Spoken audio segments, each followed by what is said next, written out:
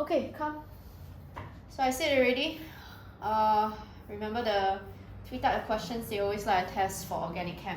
Just to remind you, 3 types of questions is number 1, they always like to ask, okay, what is the reagents as well as the conditions, okay, to carry out that particular compound, alright, or product being formed. Please never ever lose such marks, because I already said each one of them, okay. As long as you recognize that is the functional group, ask yourself what kind of reactions they tend to undergo. Second one is your mechanism as well as your step reaction. If they ever ask you mechanism, I say sometimes it may not be a very straightforward compound, but as long as you recognize, like for example, let's say you recognize that this is actually an alcohol already. So they have an alcohol group. Alcohol tends to only undergo nucleophilic sub. Understand? So please take note, mechanisms just go as what you see for the functional group, because each functional group, as I went through last week, they always have their own particular type of mechanism. The third one, okay, they like to ask, okay, is like your step reaction, which just now I mentioned already. For step reaction, sometimes they'll say, give me a 3-step mechanism to produce from one product to another. So that is why I say, please know, okay, your this reactions, alright, as well as your this conditions and reagents very well at the back of your hand. I already mentioned this last week, so please go and revise. The last type of question, which is very often in paper 3, but doesn't mean they will never come out in paper 2, you will never know, so don't ever be complacent, is that they can come out elucidation. So elucidation fundamentally is based on, okay, what is the distinguishing test. You should know already, I've given you a whole list of what's the distinguishing test for each of these compounds. Every single possibility they can react for elucidation. Okay, but I obviously not only do this distinguishing test, but I also will going to elaborate slightly more. Now, so first of all, please take note, these are all the compounds in your syllabus to take note of. Like, if I ever want to know in under elucidation, is there any distinguishing test for alkanes? Any idea? So you know alkanes tend to undergo free radical sub. So the moment you see there is presence of UV light, okay, and then there is any reaction with chlorine, all right, and that or bromine, all right, this is straight away telling you it's alkane. But there's, please take note, alkane there's no specific this distinguishing test. So only reaction is that you can see either if they undergo this reaction, all right, let's say your UV light and X2, that is one indicator under elucidation question. Another indicator under elucidation question is you see, usually this is the technique, right? Where usually this is the general formula, right? So the idea is that if you see the ratio of your this HC and H is about your 1:2 ratio plus 2, okay? This is already a big indicator that this is going to be an alkane.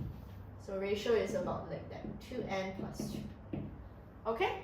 So take note of. Alright, alkenes. Straight away, like I already mentioned, for alkenes, please take note of degree of unsaturation. Degree of unsaturation has a formula, right? What's the formula? 2C plus 2. 2, that means number of carbon when I write C, plus 2. Plus 2, Then minus number of hydrogen and H and X and N. so minus H, number of hydrogen, minus the number of nitrogen, minus the number of halogen, and then divided by 2. Okay? So don't forget degree of unsaturation, when you actually calculate, you only use this formula if there's 2 criteria. Number 1, there's absence of a benzene ring. Because we know, how would I come up in your elucidation that is a benzene that is going to be involved when the ratio of hydrogen and carbon is about 1:1. Okay, so if there is no such ratio, and not only that, you see the number of carbon and the total number of hydrogen, nitrogen, and your halogen is about a 1:2 ratio, then that is when you use this degree of unsaturation under elucidation. Understand? Second indicator is we need to learn the test for your alkenes. So let's try. What's the test for alkenes? There are only 2. First one is your bromine liquid or bromine aqueous. Reddish brown, orange solution, the decolorized. Second one you should know is what? So either they can have undergo vigorous oxidation with KMnO4, hot KMnO4. Alright, when do I know oxidative cleavage occurs? When you see combination of two products, even though you undergo one round of oxidative cleavage. Okay, another one is that you will actually undergo mild oxidation. This is when you use cold KMnO4. Now, again, what's the product for mild oxidation? See whether you recall.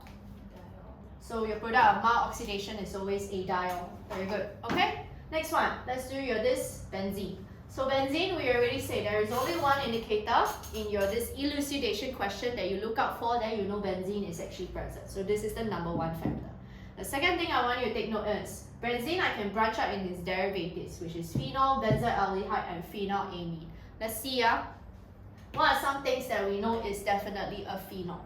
Two indicators to know that phenol is present. Number one, if you see that they dissolve, okay, in alkaline solution.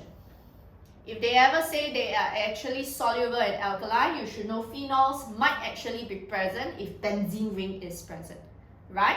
Please take note, why? Because phenols is an acid. Remember, strength of acid is always dependent on two things, but this one is only dependent on a major thing that I mentioned, is the stability of the conjugate base. And you should know the phenoxide, which is this, is very stable, because we know there is overlap between the p orbital on oxygen and the pi electron cloud on the benzene ring, right? Such that again, this lone pair of electrons can actually delocalize. So will I actually disperse the negative charge? That's why it's very stable. Okay? So if you ever see that phenols can dissolve in alkalis, that is the first indicator. Second indicator for your phenols, you should know the test already, right? What's the test? So if I use neutral FeCl3, what will be the observation there? Turns violet. Second one is using what? Aqueous bromine, even that can even occur at RTP. So, however, I repeat now, phenylamine is very similar, right? Because you should know one test for phenylamine is also aqueous bromine at RTP. However, how do we distinguish, let's say, phenyl bromine from phenols? This one dissolve in alkalis, this one must dissolve in? Yes. So if it's actually dissolved in acid because of its alkaline nature or basic nature, this, and also it gives you the same observation with aqueous bromine like phenols. That means it's what is the 3 observation if you react with your bromine? White PBT of the tri-substituted, okay, phenols or tri-substituted phenylamine. Second one, white of HBr. Some schools use steamy fumes, follow your school. Third one is what?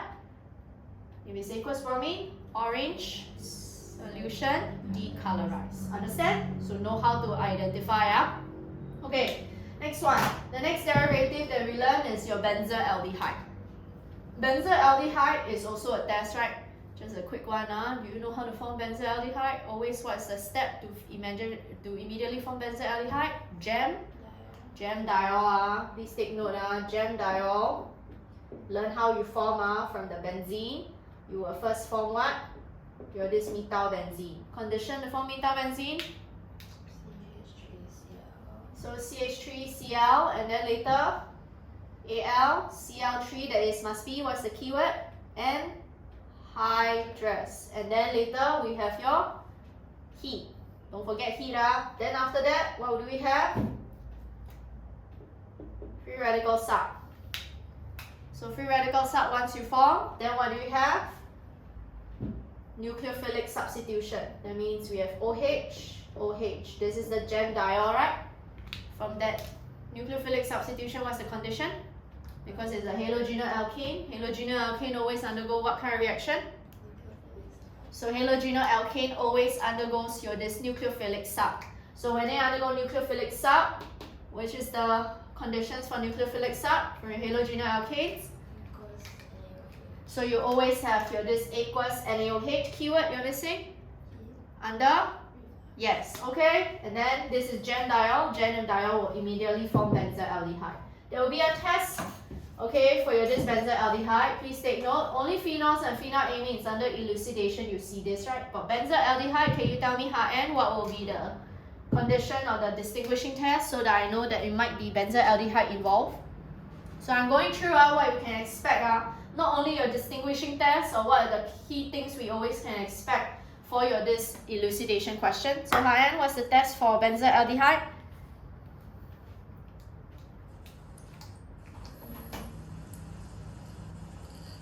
Okay. Tollens. Tollens reagent is, again, what is the complex? Can you tell me, dear? For Tollens? AgNH3 Yes, okay. AgNH3 what's the observation if its benzaldehyde is present? What's the observation? Sorry? Serum mirror. Serum mirror Ag solid is going to be produced. Understand? Okay, next one. So please take note, these are the things. Next one, we have your halogenal alkanes. I'm talking about aliphatic because this is the halogenal alkanes. I'm not referring to the halogenal benzene. Halogenal alkanes, when I know halogenal alkanes is present? Obviously when you see a halogen in that molecular formula, right? Agree? So for halogenal alkanes, one key factor that we look out for is your distinguishing test. What's the distinguishing test for halogenal alkanes? There's always two. First one is what? So again is, but your keyword is what? No, you first is, you need to undergo NaOH aqueous, heat under reflux. Okay? And then followed by what? Yes, aqueous. Okay? By adding acidified AgNO3, that is acidified. Notice how, if you ever see, what is the observation? PBT, right? So if it's Cl, what is the color of PBT? Bromine. And then iodine? Yellow. So again, this is the first thing that you can see for a distinguishing test that you also can look out for, alright, if it's actually elucidation. Another one is, please take note, they don't just react with this, we also can react with what? Ethanolic AgNO3. The reaction here, please take note, is slower, but you say it will have the same exact observations. Understand? Clear? Next one. Your this alcohols. Alcohols, we learn there are many kind of reactions that alcohols can undergo. So, first of all, if you know it's aliphatic, I need to repeat again. For aliphatic alcohol, just need to prove that there is no benzene that is present. Okay, so this is the identifying features. So if it's alcohol, aliphatic alcohol, can you tell me Ha-En? Sorry. So for alcohols, what's the distinguishing test? Ha-En.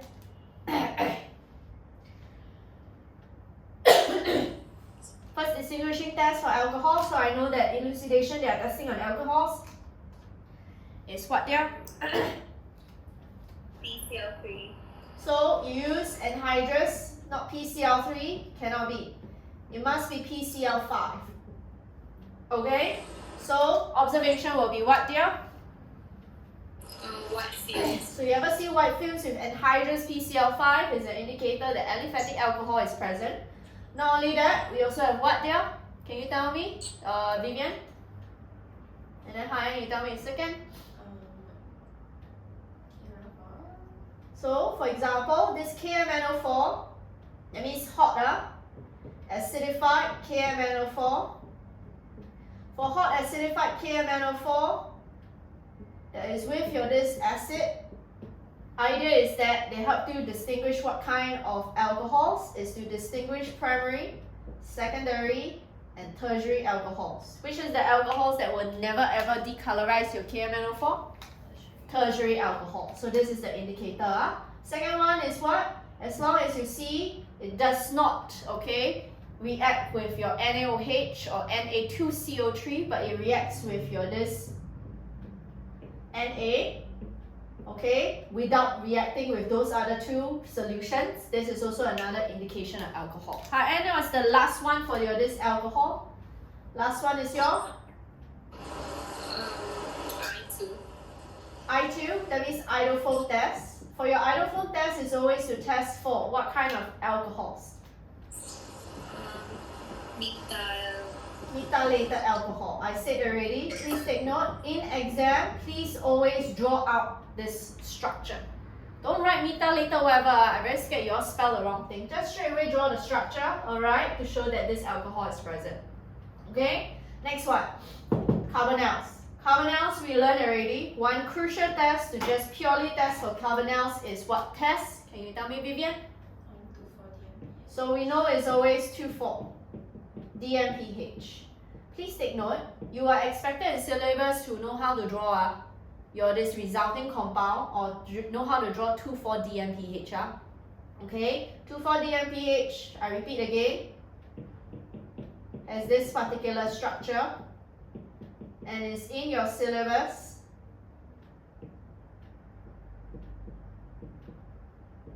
Okay, to know how to draw. Okay, clear? Now, next one. However, ketones, please take note, there is only one reaction ketones can tend to undergo, which is actually what? Do note, ketones are, when they undergo reaction, they not only can react with 2,4 DMPH, they also can react with idle test. So if you react with your this idle test, I repeat again, in your this elucidation question, please always draw out your this structure. Okay, aliphatic aldehydes. First thing, how will you know it's aliphatic aldehydes? Either they tell you isomers of ketone, alright, or they will tell you can react with both Tollens reagent as well as Fehling's reagent. So if they react with both Tollens and Fehling's reagent, this is going to be an aliphatic aldehyde. What is the observations for Fehling test, HN? Great PPT. Great PPT. So for this Fehling's, right, can you now tell me, HN, what is the other compound that also can react with Tollens reagent and Fehling's reagent?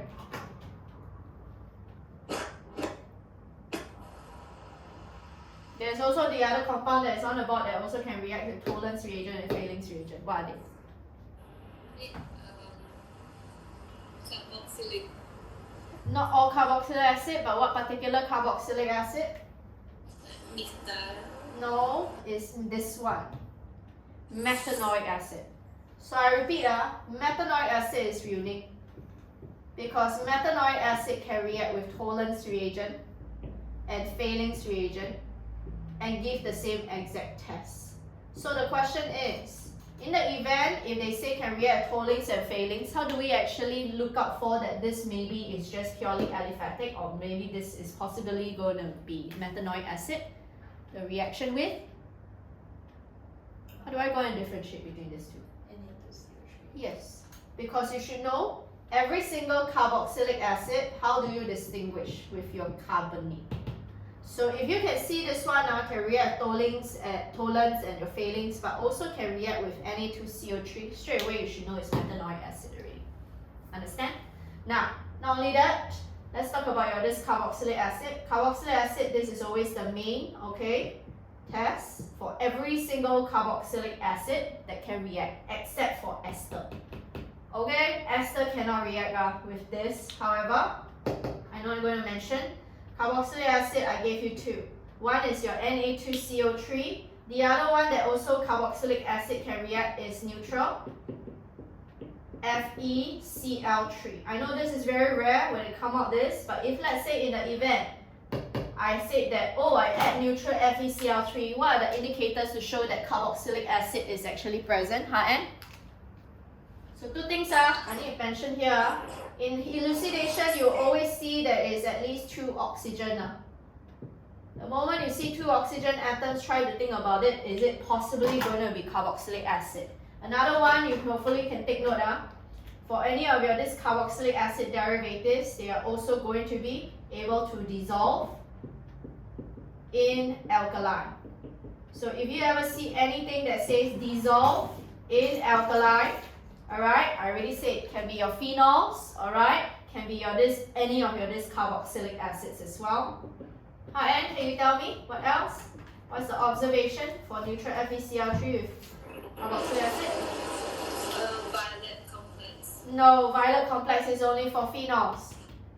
Okay, so I repeat, this neutral FeCl3, the violet complex is only for phenols. For carboxylic acid is what?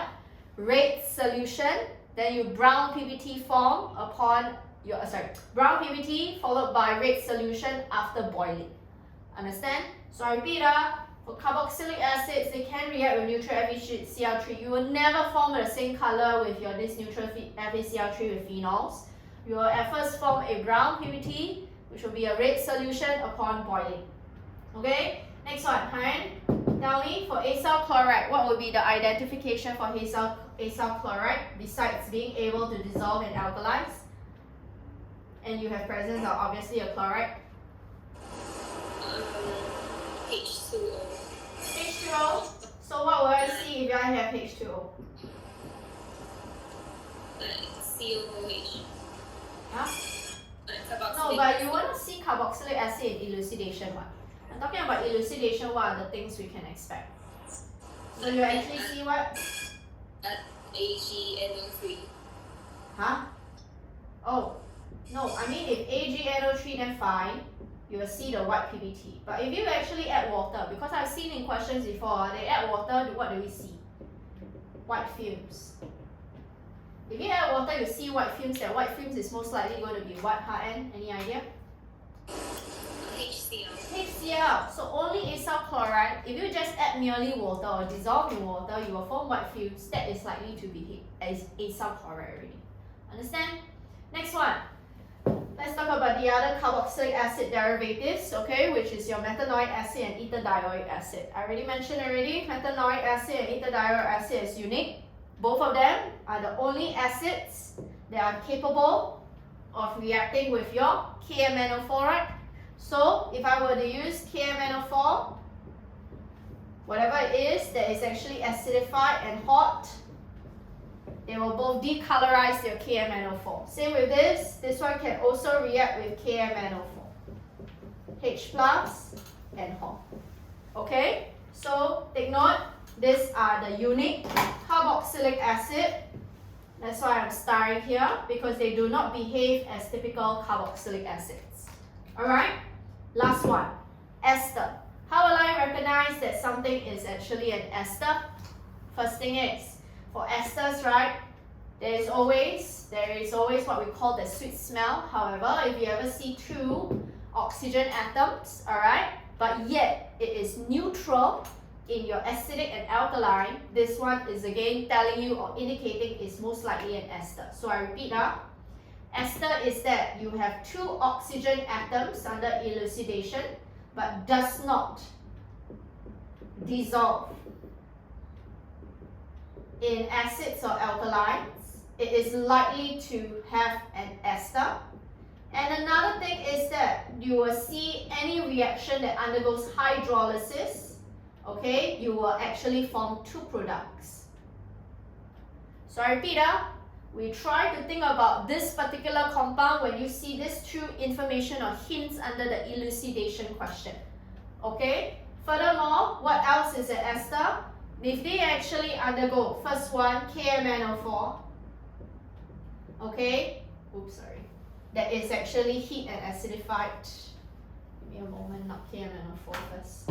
Is your this iodoform test, that means they undergo here with your alkali iodoform test, followed by your this reaction at KMNO4. This is also the test for what are the products, okay, the ester is made up of. For example, this iodoform test, notice how you have OH minus added. So it's possible to undergo alkaline hydrolysis as well.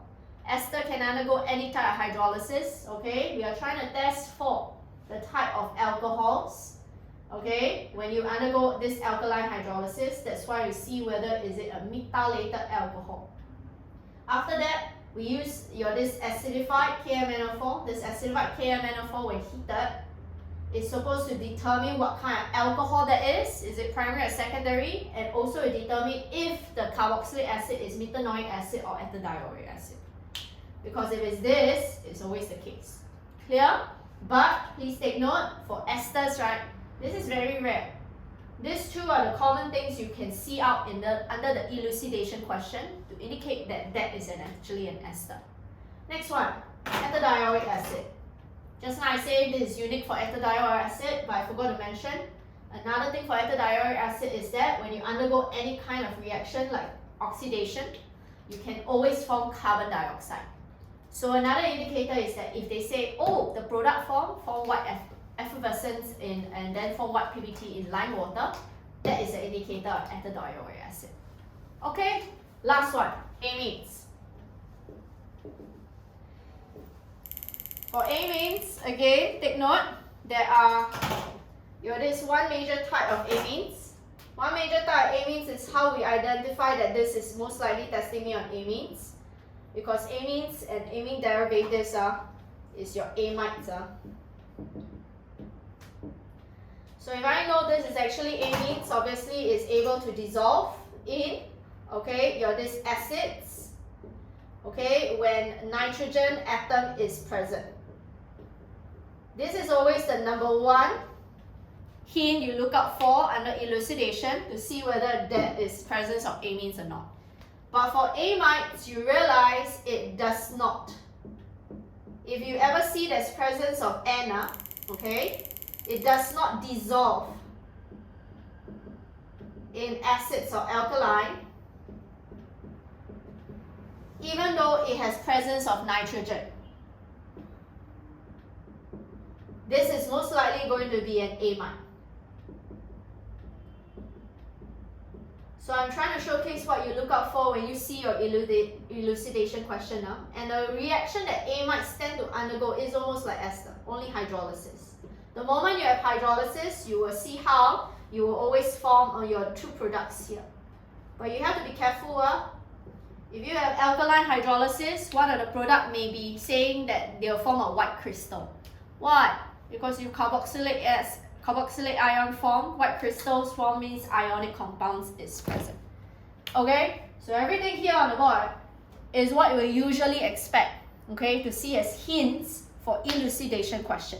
But I say already, for elucidation, don't forget is always observations and deductions. Alright, now let's try some questions. Obviously, I already sent you the elucidation one. We'll do every single question for elucidation. Again, the tip whenever you do elucidation is don't just do the table.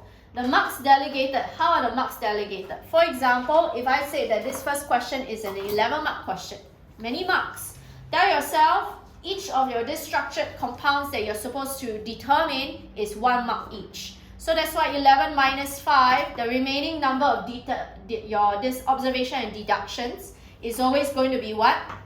Half mark marking, so it's worth 6 marks, alright? Agree? Always tell yourself half mark marking. In your elucidation deduction table, what did I say? Always write 3 things. Number 1, tell me what is the name of the reaction, if there's any reaction at all. Number 2, tell me all the possible types of your functional groups that are present.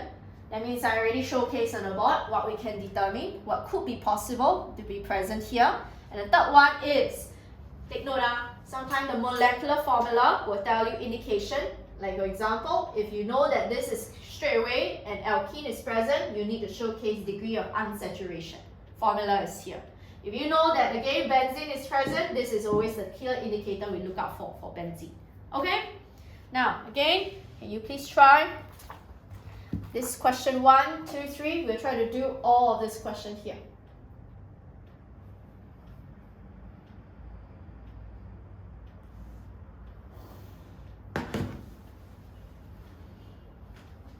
I'm going to erase because I need space.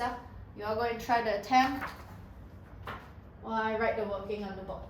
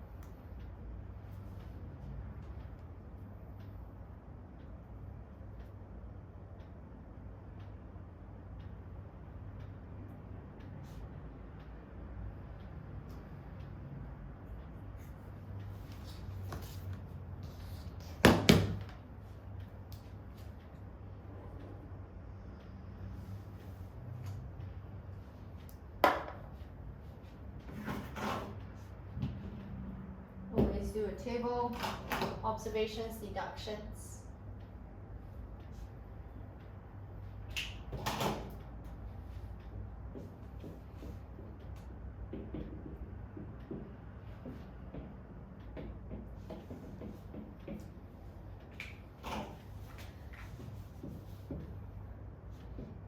Always tell yourself, look out for the molecular formula. What can we say?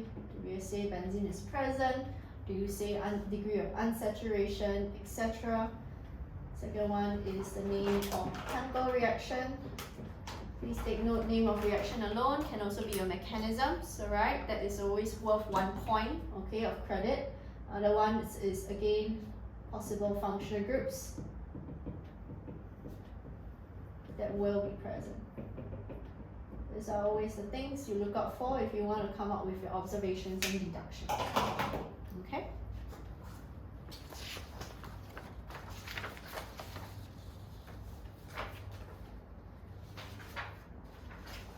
Alright, first we'll do all 4.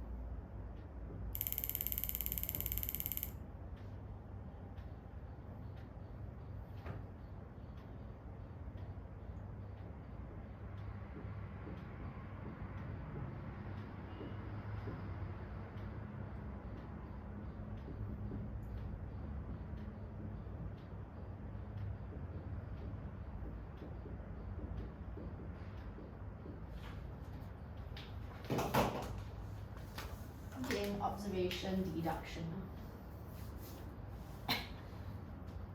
I'll go through shortly.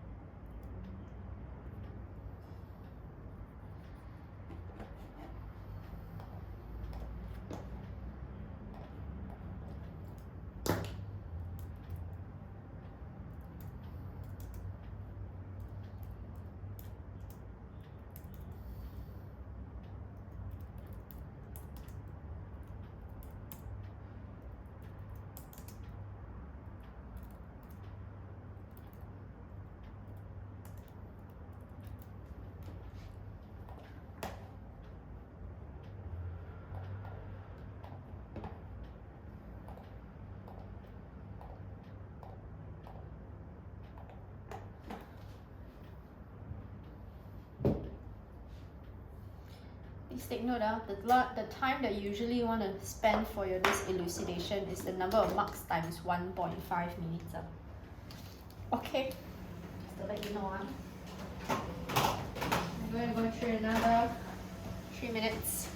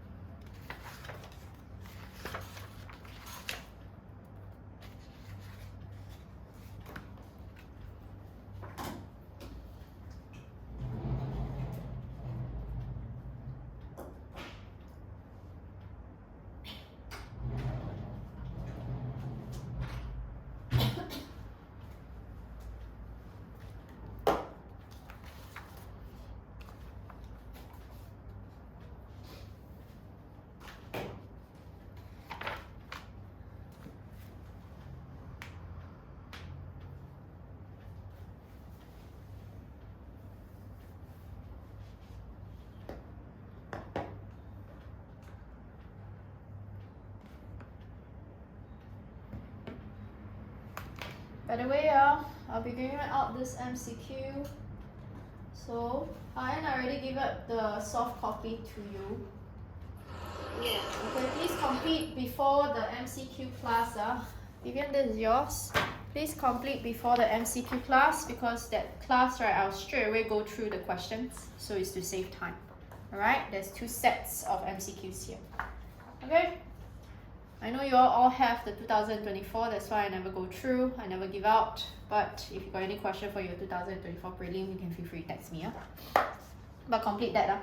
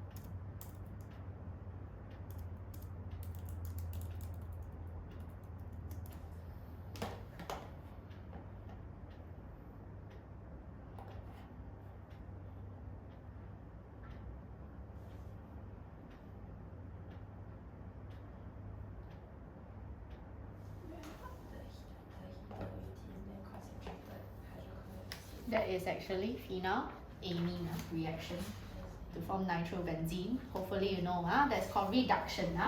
Okay, come, let's go through. Wanna listen, don't listen up to you. So we have here your this A, I mentioned before. What is the 3 things we look out for your deduction? Molecular formula, name of reaction, possible function groups. So I have this. Notice how I always write down this molecular formula here. Do you see the ratio of carbon, hydrogen, nitrogen, and oxygen here is about a 1:1 ratio. So again, one thing we need to take note. Do you see how A has comparable? C is to H is about 1:1. So what can we say? Benzene is present. This can be worth 1 credit now. I already say already, every single point that I'm writing here is worth 1 mark. Usually, by right, we regard every point is half mark marking, but sometimes I say it can be fewer. Alright, so always write down excessively. Now, next thing is, you notice how this is actually telling me it is able to dissolve in HCl. What did I say? If you have presence of N and can dissolve in HCl, then you will say how A has presence of what? Vivian? Yes, so just write presence of amine group. Understand? Or you can say presence of amine. I will accept for both. Alright, in A. This is also worth another credit. So never ever lose marks for whatever I mentioned just now on the board. Okay? Now next thing is, you notice how it actually gives your B is a crystalline solid. So straight away what kind of reaction that is, you should know already. I must accept the type of a name of reaction. This is called acid-base reaction here. And then from this acid-base reaction, you should know already, if I have a crystalline solid and we know amine is present, base plus acid will always give you a ammonium salt. So just by telling me B is an ammonium salt is also worth 1 credit. This is why I always say write excessively. Okay? Next thing, decolorize your Br2. Straight away you should know if it decolorize your Br2, what kind of reaction is this called, HN? Oxidation. Huh? No. Correct. Electrophilic substitution here. So just by writing electrophilic substitution, I can give 1 credit. Notice how I have white PBTC. Later take note, because do you see how you have amine group and then you have your this reaction to form your this PBTC with an N, okay, that is still intact. That means we already know how A is a phenylamine. Or you can even draw out the compound.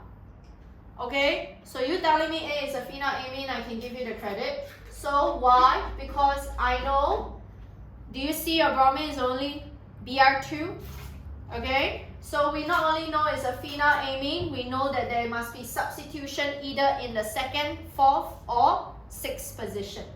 Okay, so again, substitution group is present in 2 or 4 or 6 position with respect to this phenylamine. So these are all the things we can look out for. Yeah? Now, if you do not know whether phenylamine is present, you can always write slash and OH, okay, because of presence of O group. But later you'll see, right, this is actually some other reaction that is taking place. So they notice how, do you see A when heated with this, I form this yellow crystals or yellow PBT.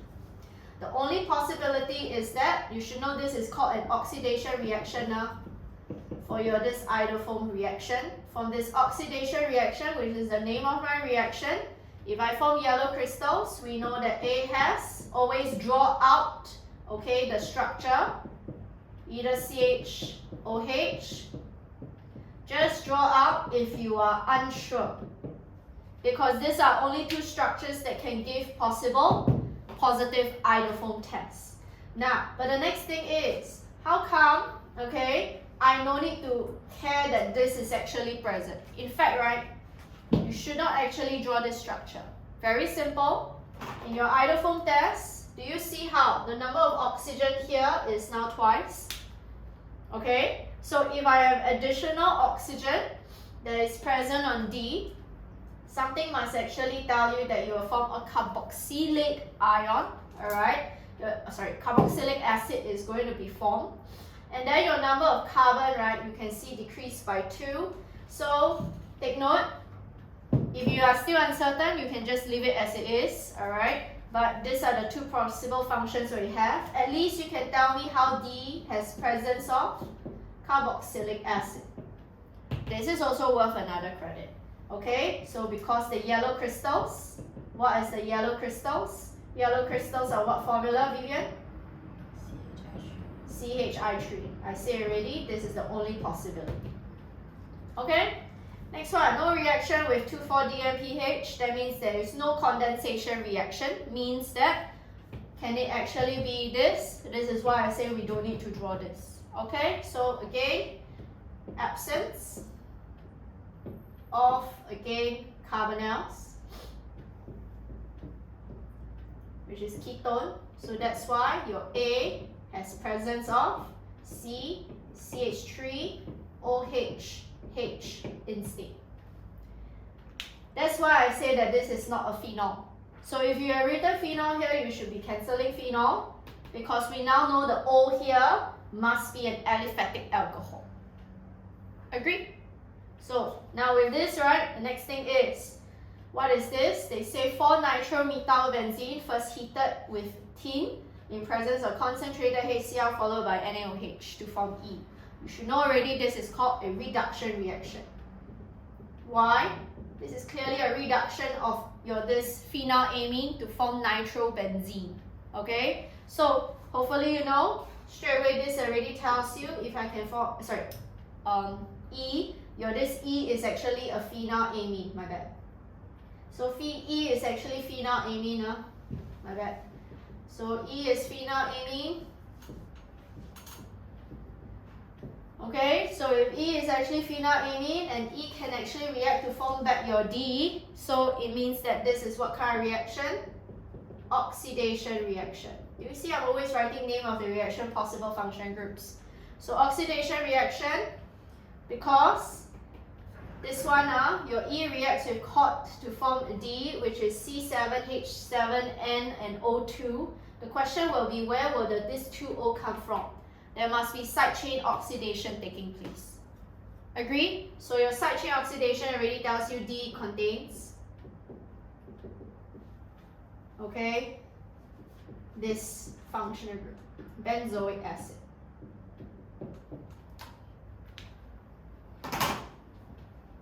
So how come I'm writing so many? Because I already know the deductions, right, is worth 6 marks, since there are 5 compounds to identify. So if out of the 6 marks, we always say I must write a lot of things, right? So 1, 2, 3, 4, 5, 6, 7, 8, 9, 10, 11, 12, 13, 14. Always write excessively, okay? I usually say half mark marking, minimum 12, but don't just write 12, because I say sometimes there may be more. Understand? Okay, now, next one. How do we come up with your compounds? A tip is, we always start from bottom and move up. But one thing we already know, if A contains a phenylamine, okay? And we also know A contains this particular structure, right? This is the side chain, where you can again take note, because they say, right, what is the reaction? So again, you can say how you have a C, OH, CH3, H. This is the structure of A. Now, if you were to draw this particular structure on the second position with respect to NH2, by right, okay, I will not penalize you. I will also accept. Okay? Next one, because I know it actually reacts with reacts with this HCl to give a crystalline B, because this is going to be the ammonium salt, which will react with this Cl minus. You can write NaCl. No need to write plus sign and minus sign. This one will still remain the same in the methylated form. This is my structure B, and the molecular formula actually fits. Simple? Next one. For your C, do you see you'll find yourself undergoing electrophilic sub? So NH2, because electrophilic sub is 246 position, since the 4th position is already occupied, that's why this is the structure of your C. Eventually, they say D is actually formed, E is actually formed when your this 4-methyl benzene is formed. I know I have my this E is my phenamine, but I can decipher what is my this D first, right? So D we already know contains a COOH. So this is my structure D. Agree? I started with D first, so I can do with E. The question is, they gave me what is the molecular formula of E, right? So molecular formula of E you see so far, it does not fit the molecular formula of my this A. So for this, right, is that they say your nitromethyl benzene, since it's a methyl benzene, nitromethyl benzene will only be this particular structure for E. So they can undergo side chain oxidation. Remember, the key condition is that the carbon bonded to the benzene must be bonded to at least one hydrogen. Then you can undergo side chain oxidation. That's why this is the structure here. Never ever lose marks, huh? When you're ready, you can do question 2. So we do 2, 3, 4. Let's go.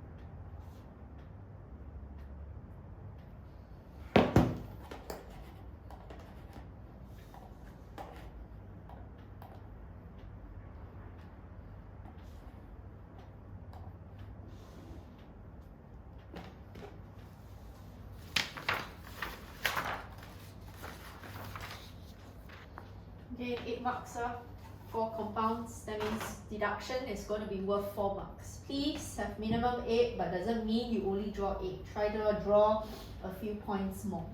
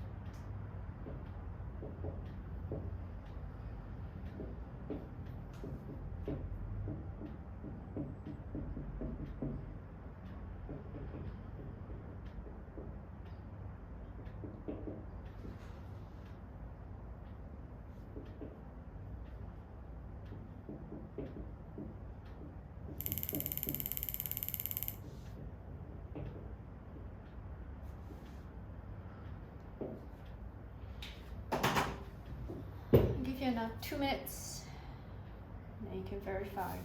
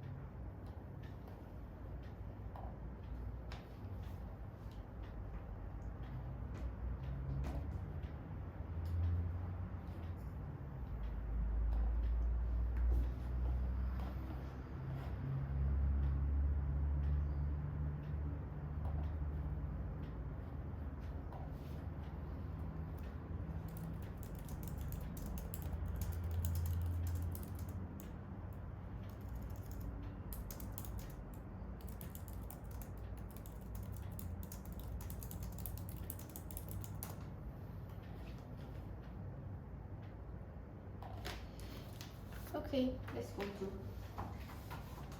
So again, same thing now, using the same exact techniques. You notice how M, N, and Q, they all have that particular structure. So likewise, you notice how C is to H is about a 1:1 ratio. So we can say benzene is present. After which, they say it's neutral, right? Notice how M contains N. So again, we already know amide is present, because I said that is the only possibility if you contain N and then yet you are considered neutral. Okay, so Another thing, we notice how your this M heated with this, hopefully you know, type of reaction is called, you need to mention either alkaline or basic hydrolysis. This is worth 1 credit. And then you should know already, from here, straight away we know, your M must contain amide, alright, in order to form salt, alright? So we have cleavage. So this one you notice how has no, okay, nitrogen at all. That means your this N contains carboxylic acid, or in this case, carboxylic ion. Okay, this can be worth 1 credit here. So same thing, we know P is the one that contains the amine. Since we know there will be cleavage at the amide. Alright? Next one, your N heated with concentrated H2SO4. The only one is heated concentrated H2SO4. Alright? To form here. Anyway, if you want to form N, notice how there's another thing I want to mention. Do you see N is also present? And then even though you're supposed to have only 2 oxygen, right? Do you see next thing they have another 3 oxygen. Originally start with 1, then now suddenly become 3. We know increase to 2 is because of carboxylate. If you have additional 1, that means this one undergoes further reaction, right? So another one is that we can talk about is that we can also have nucleophilic sub. Okay, we also have a nucleophilic sub on M. Alright, so nucleophilic sub must also happen with M and your NaOH. That's the only other possibility. So, same thing. What kind of function group must be present in your this M? M must actually contain also OH. That's the only other possibility. Or you can even tell me that M actually, in this case, the Cl could also be acyl chloride.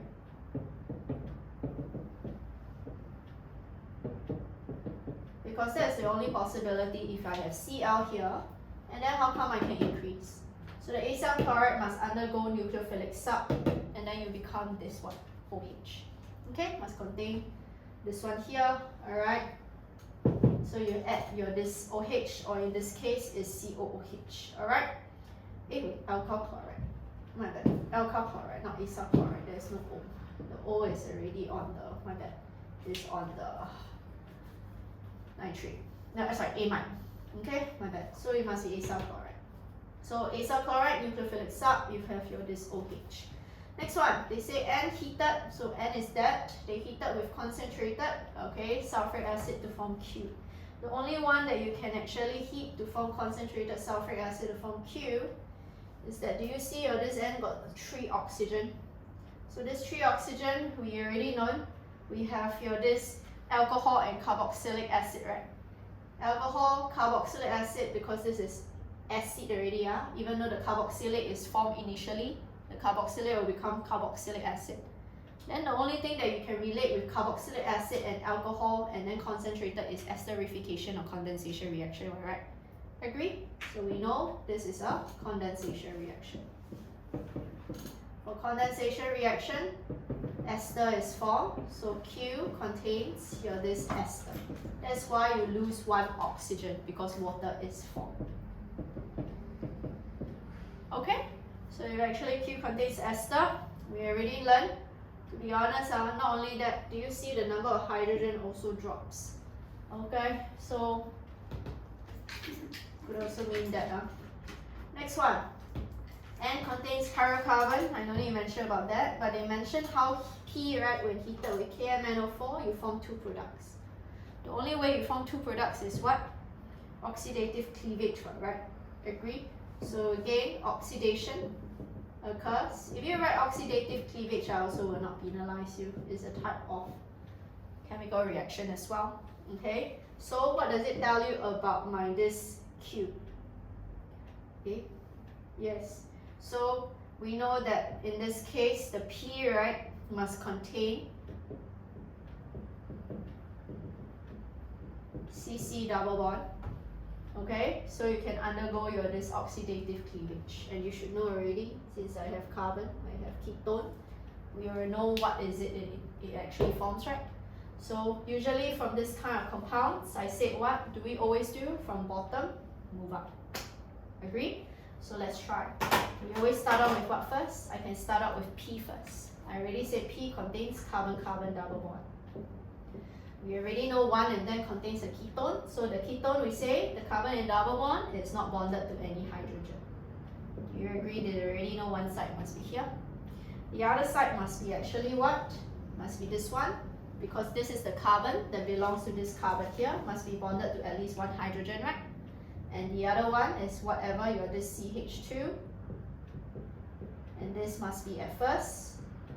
Because it's again using KMNO4 acidified amine. So this is the structure of P. From P we're going to move up, alright? We can come up with what is actually my Q. Because P is formed by Q, alright? So from Q, we know Q is part of those that all contains your benzene ring. So we draw the benzene first. Form my this structure Q.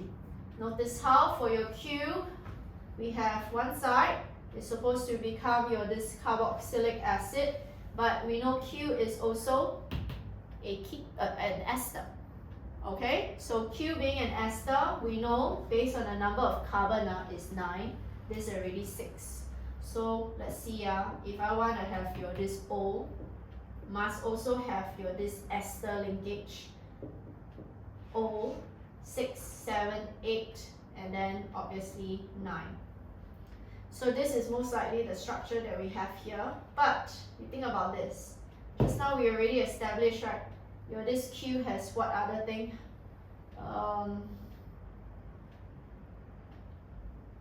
Oh yeah. So your this P contains here. We mentioned how your this N forms Q, right?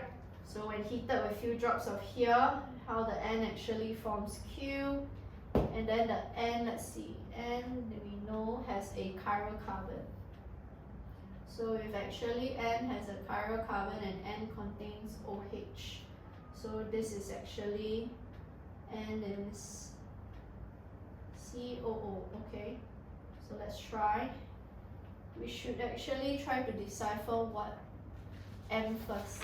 Okay, let's decipher what M first is. From my this M, just trying to show thought process.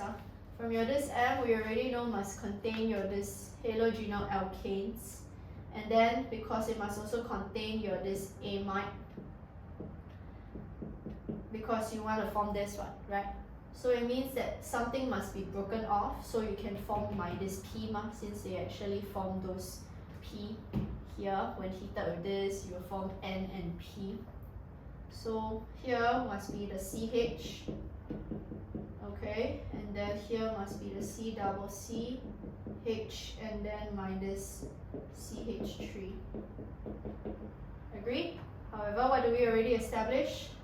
It has C14, right? 6, 7, 8, 9, 10, 11, 12. Agree? And then 13, 14 will be what? Remember? It must be a halogenal alkane. So a chloroalkane, so must be the side chain. And then here must be actually, remember, must also contain your this OH, so the OH most likely come from, your CH3, my bad. CH3, and then H, this is the only one that so far will fits the bill. But let's see whether it makes sense because it must relate to N and fit the molecular formula and relate to Q and fit the molecular formula. So because of the 9, I'm just trying to fill up because I know this remaining, this is the only possibility for this side chain for N. After N, we can come up what is your N. They say N is actually once this one is heated, so this one will break, alright? And we also know there is again nucleophilic sub. So I know this is CH3, this is again OH and H. And then this is C, O minus. This is therefore my N. Okay, because heated to form N. Wait, 10. Oh, because got 10, my bad. 6, 1, 2, 3, 4, 5, 6, 7, 8, 9, 10. So this one must be here. Okay? Because they show me my molecular formula. So we regard it as a carboxylic acid. You see what we have here and here? So we already can tell that Q most likely is a cyclic because that's the only one that can fit the bill of the molecular formula. So C, CH3, H, here is going to be bonded with this C, double O, 1, 2, 3, double O, and here, OH, C, here, double Q. Okay? Because the OH will always lose a hydrogen, the carboxylic acid will lose a OH. Alright, so this is our structure NNQ. Do you have that?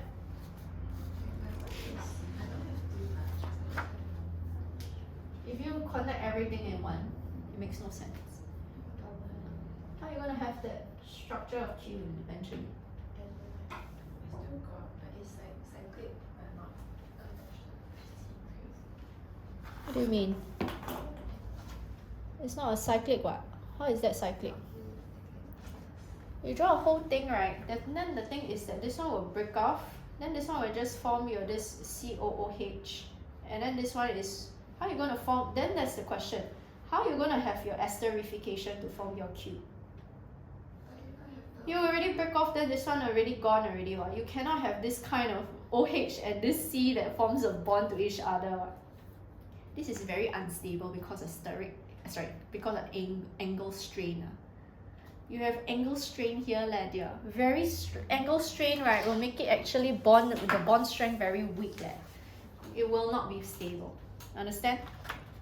Okay? Okay, try your question 3.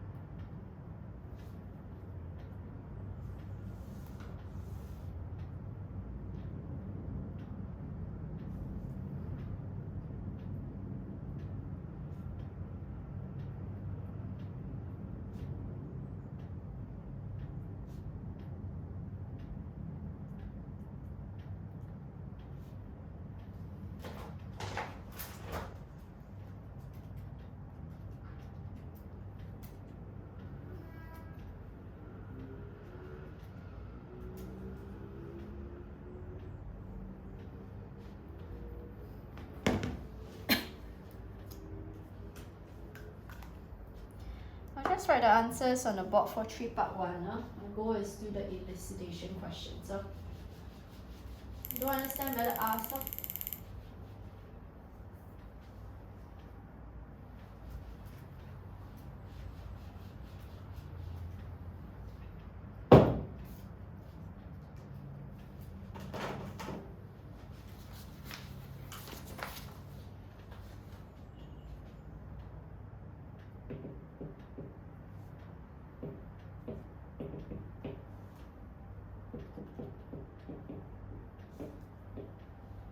Need help for 3 part 1, just ask. I will not be personally going through, but if you have trouble, better ask.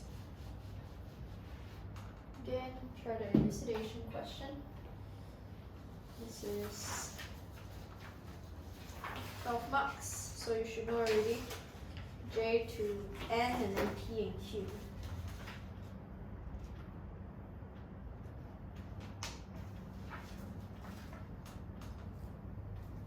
Seven, huh? So you should know already. 5 marks is worth for your deduction and observation.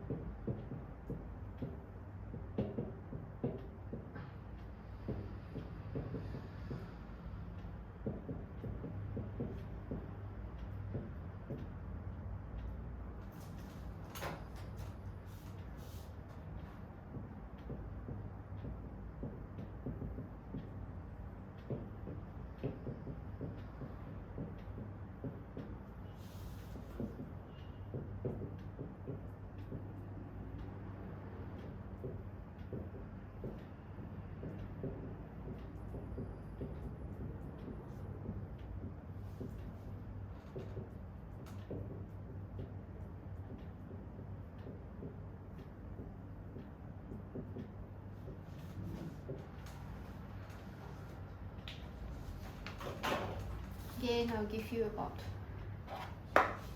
some time, 10 minutes to try. And I'll go through shortly.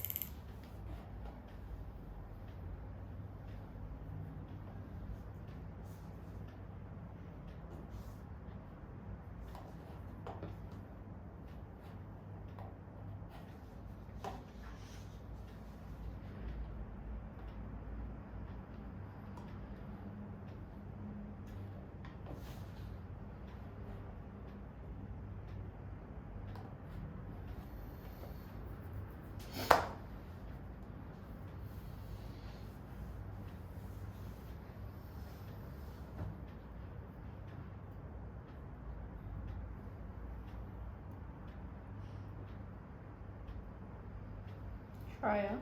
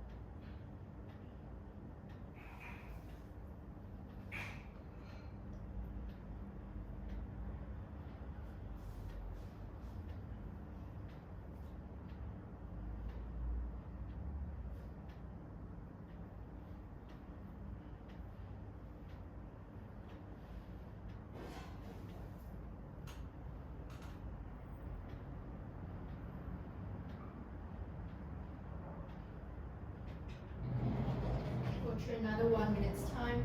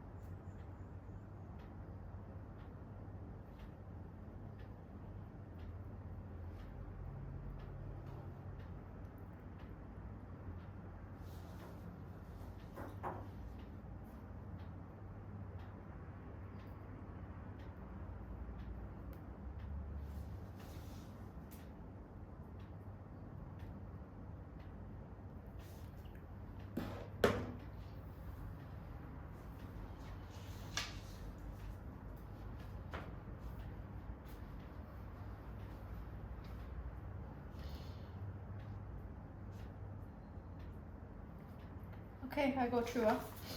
So first one, again, you're this J. Notice how they already say there's C10, H10.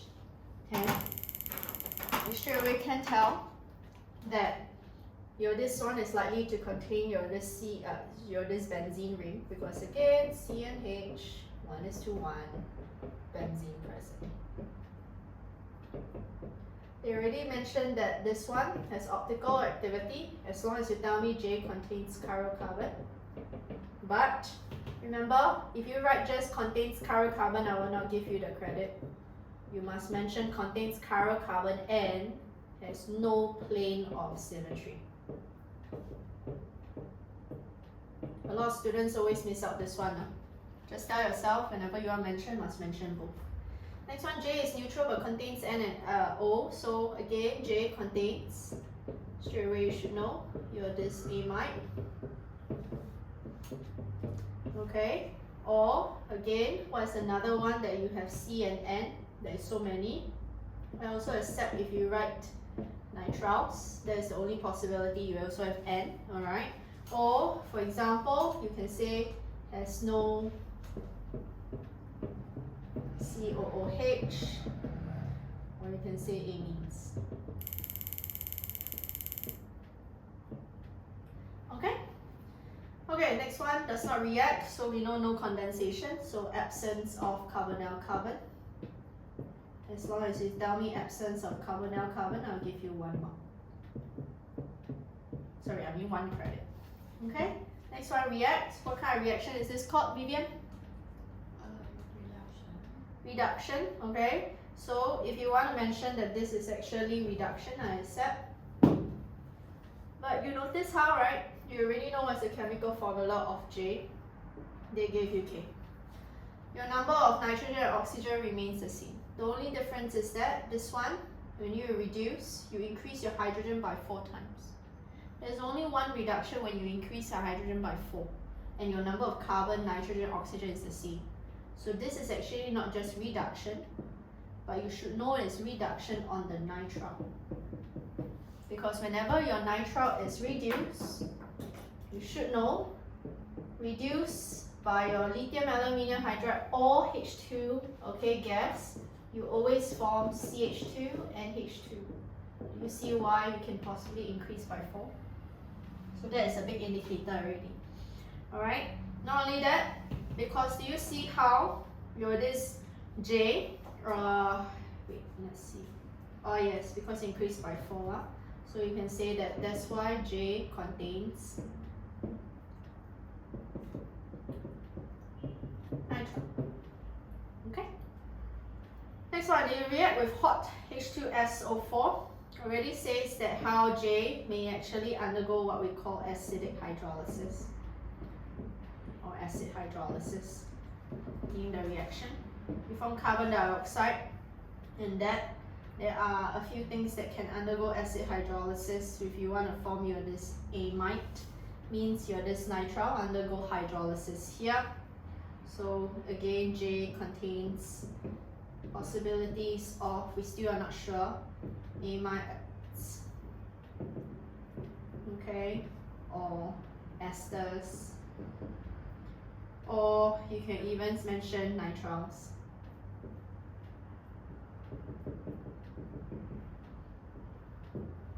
Okay. Next one, they also say how the resulting mixture you form L and a residue. So it already tells you the residue, which is actually eventually going to form M. Okay, so at least I can say residue is an ionic compound. That's the only possibility because you form an ammonium ions, right? So it's an ionic compound of the ammonium that is actually formed. So at least I know the NH2 must be, oh sorry, the amide must be at the N, must be at the terminal N in order to form NH4+. Another thing we need to take note, this one decolorized aqueous bromine, you should know this is called electrophilic sub. So from this electrophilic substitution, how come I know it's on the benzene? Because the number of bromine increased by 3 times. So it's a tri-sub. So at least I know what N is. From here, right, based on the molecular formula of N, is C6, huh? And we already know it's tri-substituted on the bromine. Br, Br, Br can only substitute in this case. Based on the molecular formula, I know this is straight away N. Okay, so we know that how M is phenylamine. Okay, next one, we know that L decolorize this, so we know there's an oxidation reaction in your iodophone test. We know that again, your L contains what? C, OH, CH3, H. Alright, I don't need to talk about ketone because they already know how no carbonyl-carbon in the first place. So if L contains this, next thing is L decolorize K2Cr2O7. So this is an oxidation reaction as well. In oxidation reaction, we know that P is a methylated ketone. So this is the one that most likely, okay, form your this ketone. So you can say how P, alright, is going to be methylated here. Why? Because L cannot be methylated ketone since J is not a carbonyl-carbon. So L is oxidized again by your this alright, K2. Give me a moment. Okay.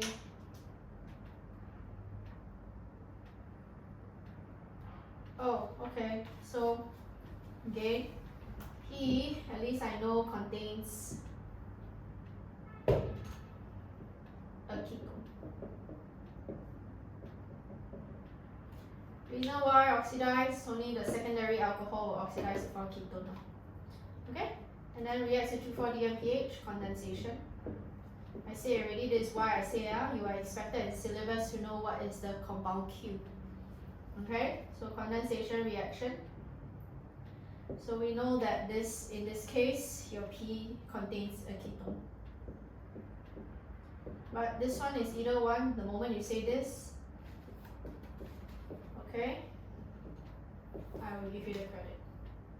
So these are all the structures here. Remember, we have your this 6 structures. So based on this 12 marks, 5 marks is worth for your this deduction. I need to have at least 10, but don't just write 10, like slightly more than 10. Now, how do I come up with my structure? We start out with N. Okay, from your N, you know you can decipher what is going to be your this L, right? So let's do your L, M, and N first. Now my this M structure, N we already know is, oh okay, so M we can decipher, decolorize aqueous bromine. If you can decolorize aqueous bromine, we kind of know that L is, can I know what P is? Because I know what's the chemical formula of P, right? You mentioned P is chemical formula of P. Oh, they did not tell me. Oh, but I know what's my L. Okay, so I can know what L first is, right? What is your L structure? Because we already know L must actually have what? C3H6O3, right? So you have C3H6O3, and I know this is undergoing your this distillation. The carboxylate must be there, right? So L have this structure based on the number. L is CH3. Okay, we have minus OH because we have another C, so we know L must be another C of OOH. Okay, how come I know L is COH? Look at the chemical formula, that's the only thing. Alright, and you want to go acid hydrolysis, the amide, the C double O and the amide will form carboxylic acid. Right? So from this L, I know what the P is already. So your P should actually be, again, your this C double O, CH3, COH still remains the same. I'll just write COH. Huh? So I have again double O, CH3. This is going to be my P. Okay? Next one, we need to take note what Q is because I already know Your Q, okay, will actually form with this P. So based on this one will always lose the O. Okay, this is the one that N that double bonds with the C here. This one is a CH3. We have COOH that undergoes such reaction. The other one, this one is going to be the N. Remember 2,4. So again, this is a structure of Q. Okay, the hydrazone. Yeah, let me erase. So I got space. So next thing we need to see is J. So based on the deduction, we know what is your J and K already. So again, your J reacts with this to form K. Let's decipher how do I actually form my this K. Your K will therefore be,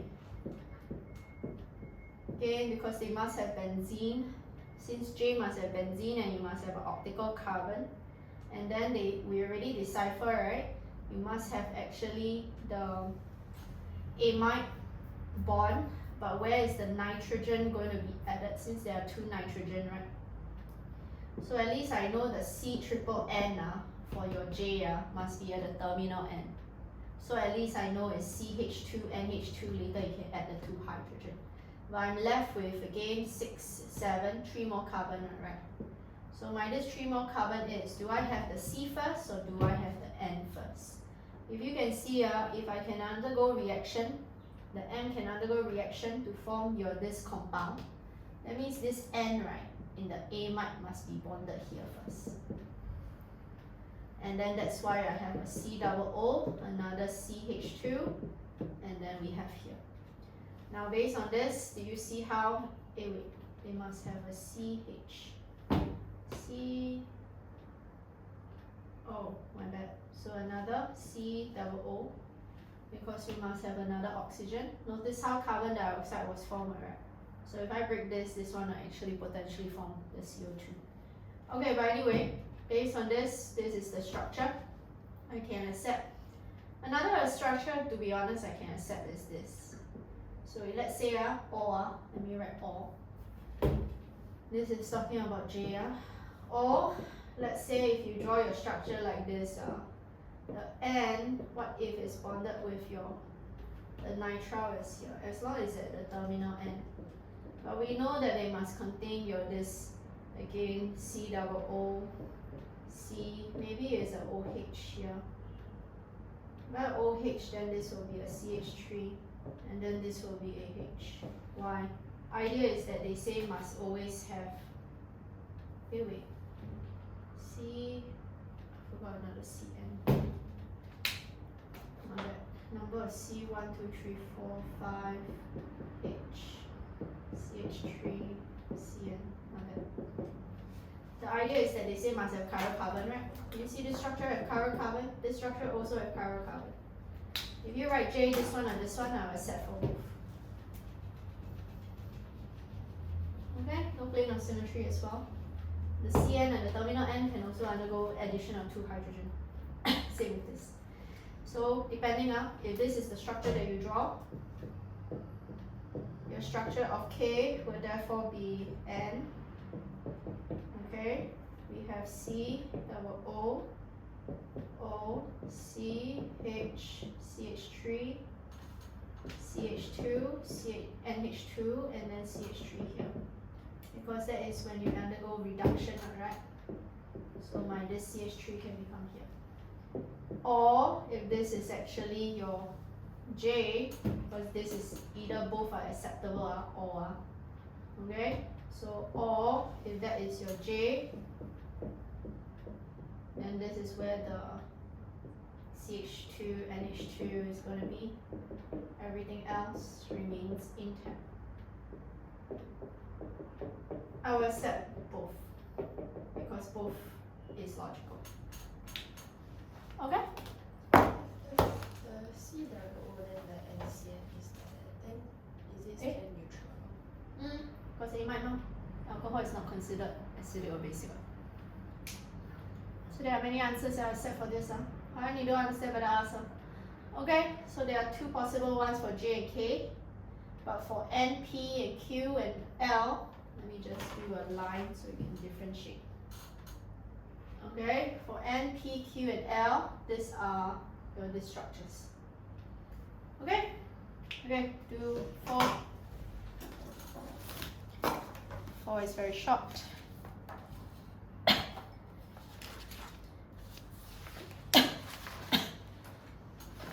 give you about 8 minutes to try 4. Go ahead.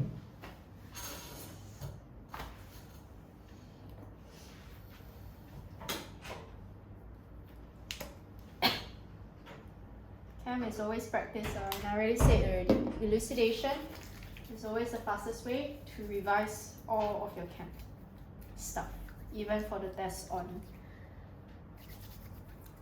Thursday.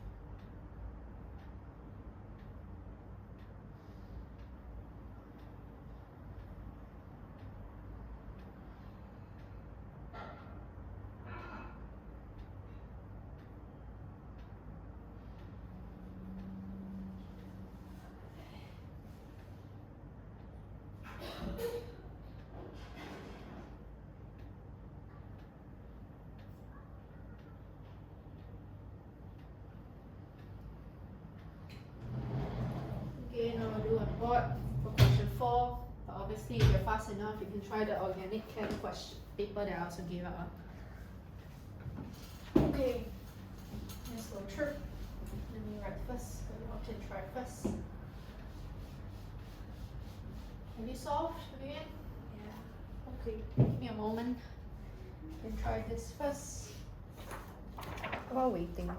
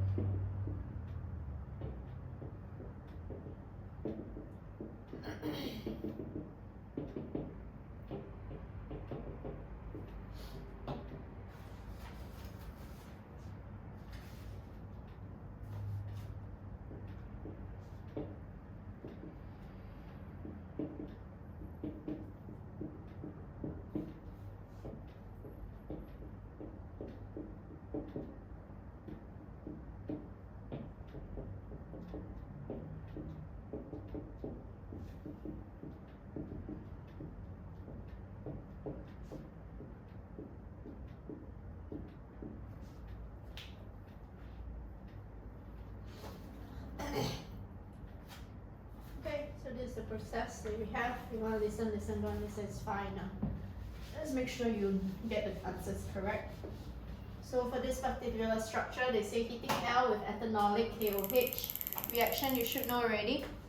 This is actually your elimination reaction. So if it's elimination, you know that M contains carbon double bond. Not only that, we notice how, okay, there was loss of 2, okay, H and 2 Cl.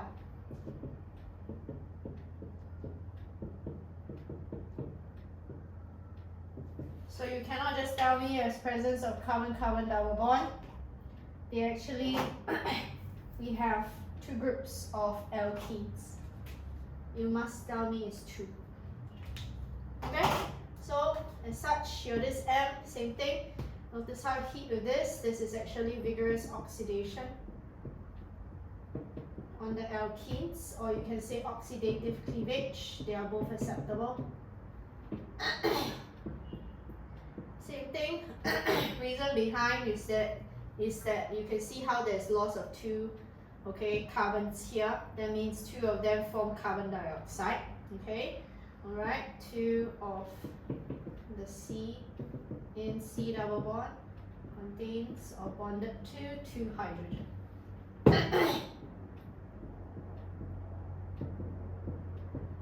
Okay, because I said already, if the carbon double bond, the one that you undergo oxidative cleavage, you bonded to 2 hydrogen, this carbon will become CO2. So since there are 2 of them then lost to form your this, okay, compound N, the loss of 2 carbon, that means most likely they lost as carbon dioxide already. Next one does not react. Again, hopefully you know N, I need to further elaborate.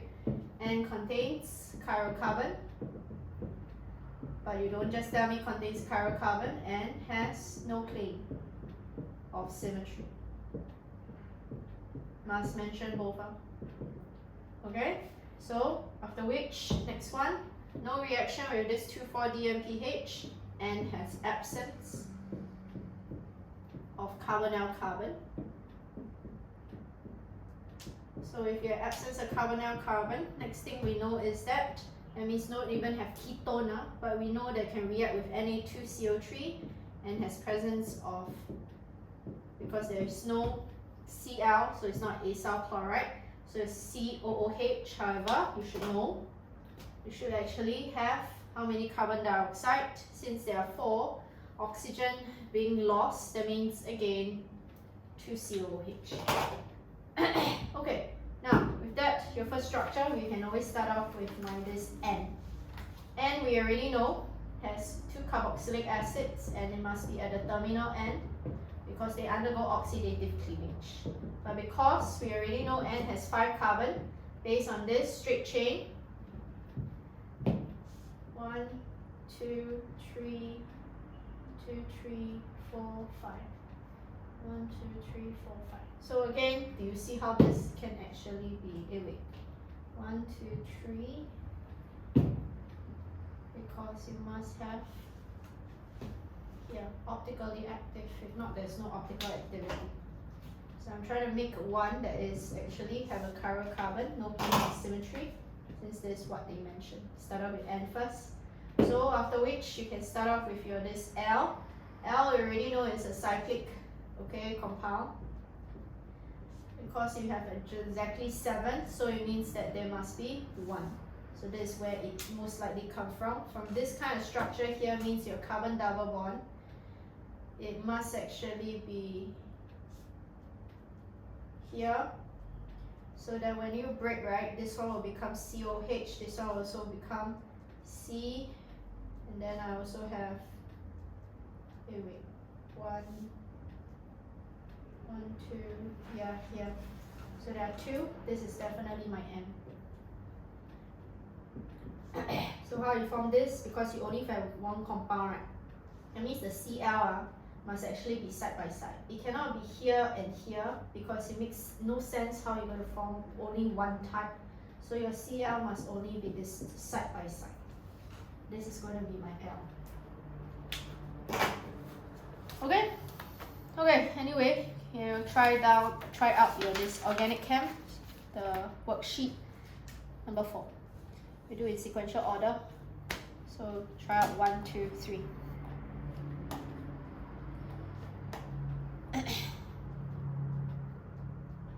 I write down the answers on the board and then I will walk around to mark. And once you're done with question 1, just send me question 1 first for your this organic chem 4. I want to see the way you all write.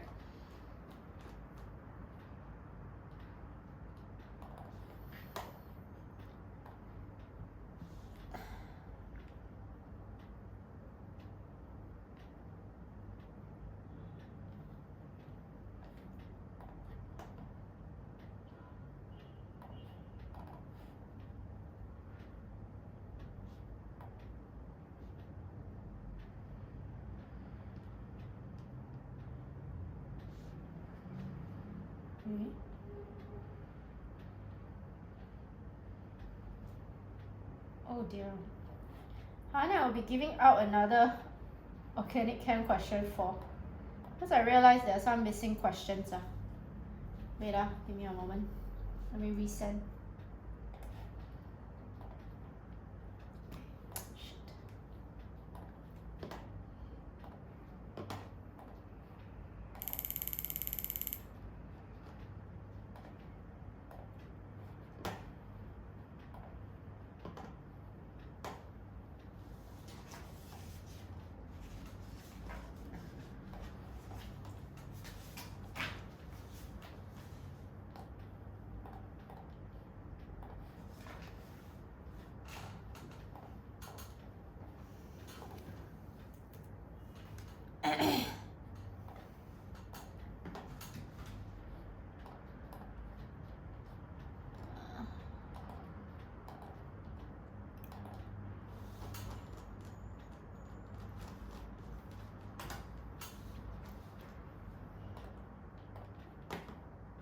Okay, Haren, I just sent you. That copy have question 1, but they have absent at question 2, 3, 4. But once you did question 1, please let me mark. If I'll be walking to you soon.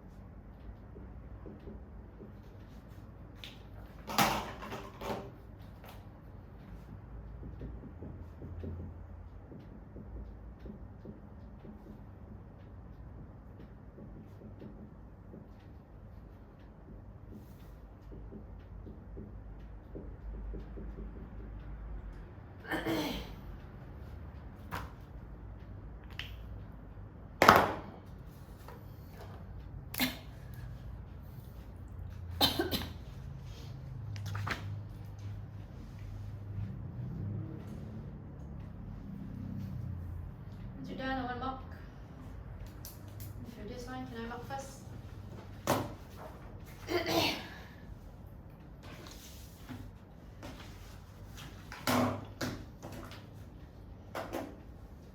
No, nothing to do with this. This is all got to do with intramolecular hydrogen bonding. Whenever you want to talk about this, they already have the same molecular structure. Their electronic cloud size is about the same. Surface area is nothing to do with that. This is not called branching Landier. This is straight away testing your understanding of intramolecular hydrogen bonding.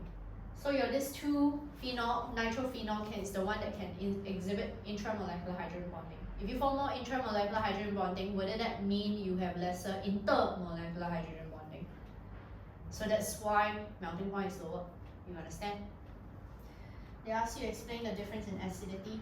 So it's if I have more intramolecular and less intermolecular, just like Yeah, okay? Because you only can hold hands one time. Okay? You say phenol is actually less acidic, sure. Idea is due to presence of electronegative NO group. What happens to the electron? Oh, the electron density decreases. Yes, so it's more stable. So in other words, less likely to be, what do you mean protonated? To deprotonate? So again, I only can give you maximum 1 mark. Step 1, no. This is already highly activating. You don't need concentrated at all. It is diluted. Why? Because you increase the electron density, more susceptible to electrophilic attacks. Yeah. Don't forget your stuff. You understand? This one equals bromine. Please always write RTP. Why is this 70 degree even higher? because I thought it didn't collapse inside, then if it's not breakdown. I'll give you 2 marks, but wrong for this one. Okay. Next one, your Fe O3 minus. Very good. So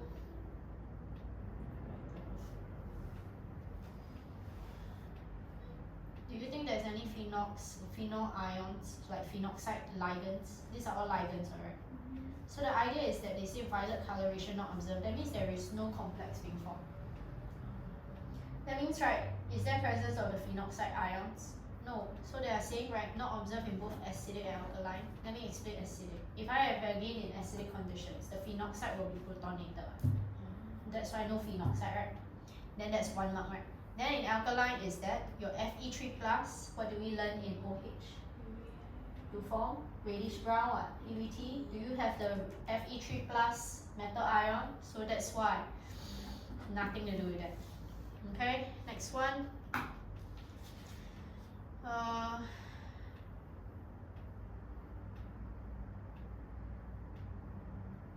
COO. Your structure is, yeah, fine. Ester functional group. But they ask you to draw your this structure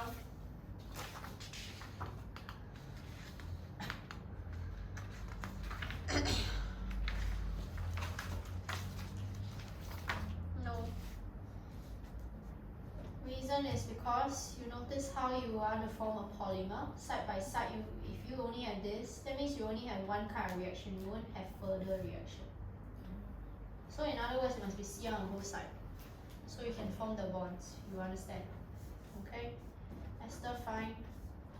Next one, you are saying discuss why is it safe to consume coal. Keyword is coal. Okay, so idea is that if you actually use lemon juice is acidic, so you'll break all this, right? Why is it not safe? Oh, it's safe what? If you want to say not safe, that means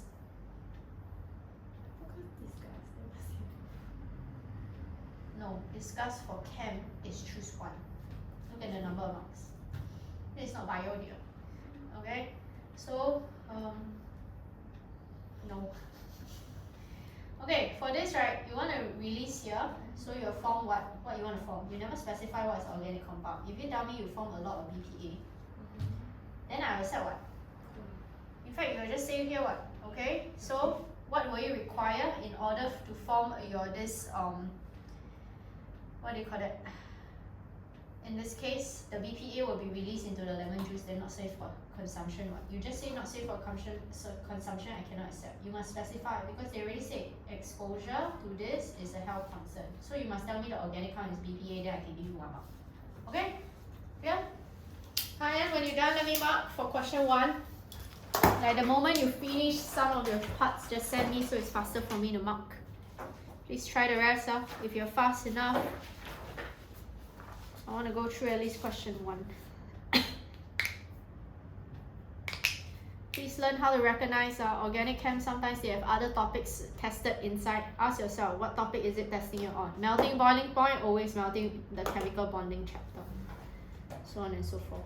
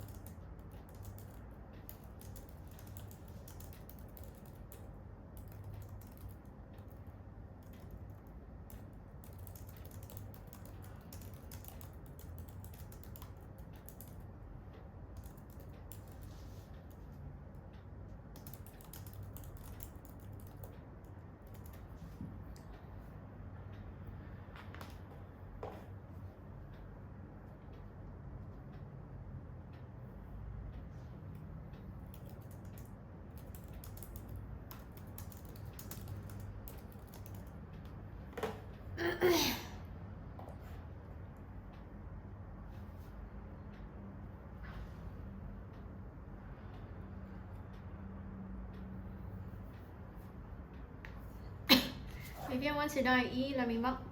What do you say? For your this one, they say suggest why nucleophile attacks C1 instead of C2. Do you talk about the electron donating groups? You know why? Because if you look at your this C1 and then you look at your this C2, they both actually form roughly the same, compounds. But what do you realize about your C2 compared with C1? C1 is bonded at 2 hydrogen. C2 is bonded at how many hydrogen? So, Rita? Steric hindrance. Because it's again bulky alkyl groups. What is your stage 2 reaction? If you want to talk about condensation, then what has NaOH ever part of condensation? Can I ask? I thought NaOH When they ask you type for a reaction, usually it's your mechanism. Ask yourself first, is it electrophilic or nucleophilic? Is it substitution or addition? This is always the type of mechanism that you ask yourself first. Okay?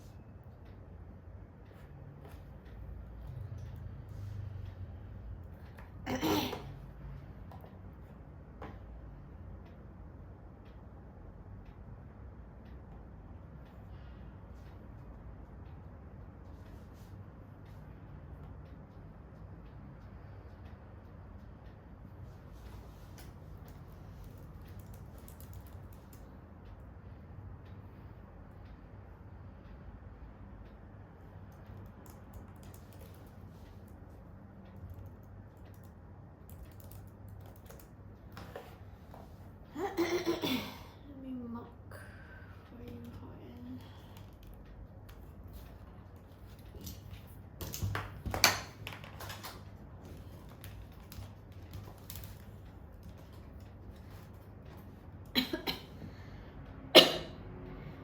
Okay, let me explain now, dear. Give me a moment, let me share screen.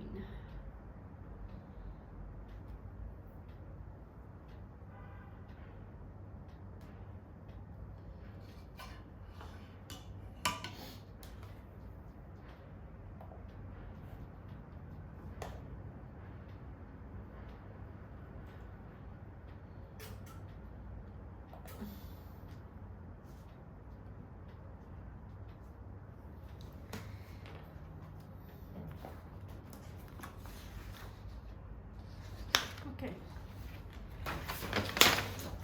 Alright, I'm going to mark for this.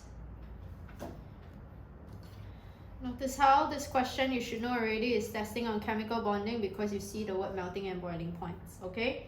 Moment you see melting and boiling points, let's see. They said that two can form intramolecular. Okay, fine. So idea if you have intra keyword and you still need to mention that do they have actually intermolecular hydrogen bonding? No, right?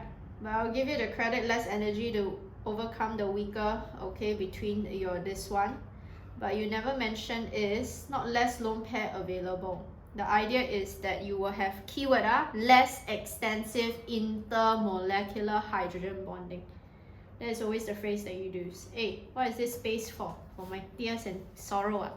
Again, when you want to explain the acidities, right, you always need to showcase for me the two types of conjugate base that you will form.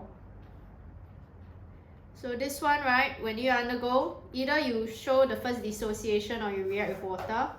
But I want to see the conjugate base that you form between the two nitrophenol and as well as the phenol. This is the one missing and it's worth 1 mark. So you need to now tell me that there is additional electron withdrawing NH group decreases electron density. What? Oh, okay, fine. You say decrease electron density, okay, on the oxygen atom, okay, stabilizing conjugate base, more acidic. This is worth 1 mark. This is worth the other mark you are missing. So maximum I only can give you 1 mark. So please draw it out. That's why there's a space for. Always draw the space. Idea is that you always tell me that dissociation of the H plus is going to be more favorable, or POE will shift left for this particular equation. Okay? Next one, you are, yes? No problem? Moving on. Okay, anyway, Next one, let's see. Dilute A. Here, you never write the temperature. I will penalize you. You must write RTP.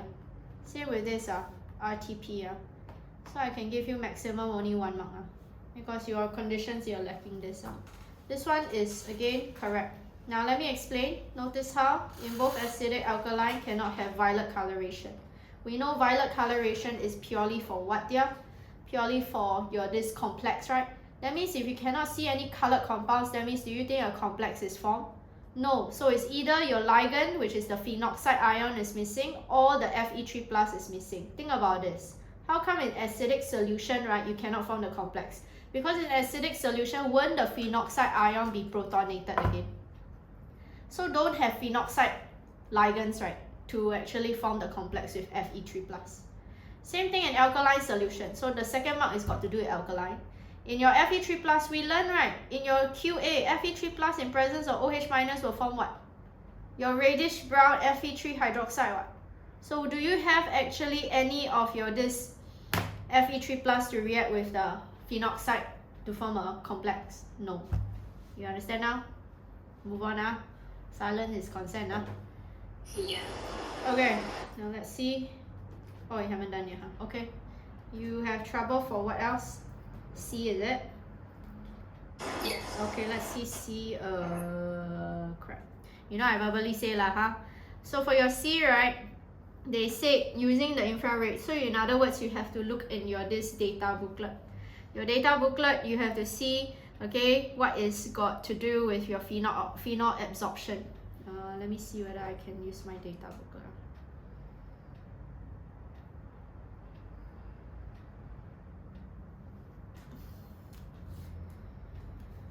Okay, data booklet.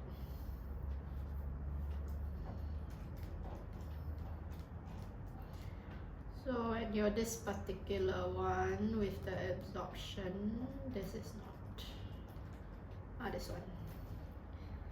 3. Okay, do you see here? For this absorption, I want you to keep in mind your OH where you see your phenol.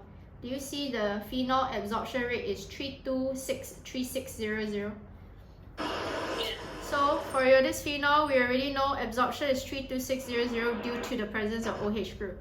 And then, right, the analysis of your compound W is absorption of what? 1670 to 1740. The only thing that 1670 to 1740 is this one, you see here, and that shows you that it's a carbonyl group. So that's why the bond present is C-double-O. But you already know what's the molecular formula of W, so that's why W can only be, again, your propanol. Understand? Okay? So that's how we do it. Okay, anyway, for those who want to listen, listen, don't want to listen, don't listen, up to you. Because I just want to go through question 1.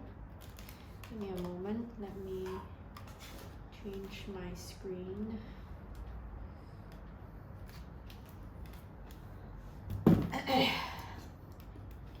So to explain for your answer sheet, okay, whenever you do any organic compound on Thursday, okay, idea, organic compound can test multiple things. Also other topics included. Always ask yourself what kind of topics do you think they are testing you on, alright? First of all, there are always some hints because questions usually have delivered with key phrase. So the first key phrase you can see for question 1 is melting point. Straight away it's about your, okay, chemical bonding. I want to see, the moment they say 2 and 4, you don't tell me about the electron cloud size, you don't tell me about your this surface area. Nothing to do with that. First of all, if you have O, okay, that is directly bonded with, again, H, or your this, again, H is directly bonded, NOF, always think about hydrogen bonding. So the first one you should know, keyword I'm looking for is 2-nitrophenol can exhibit intramolecular hydrogen bonding. So keyword is always with more intramolecular hydrogen bonding. If I were to draw for you, this is NO2.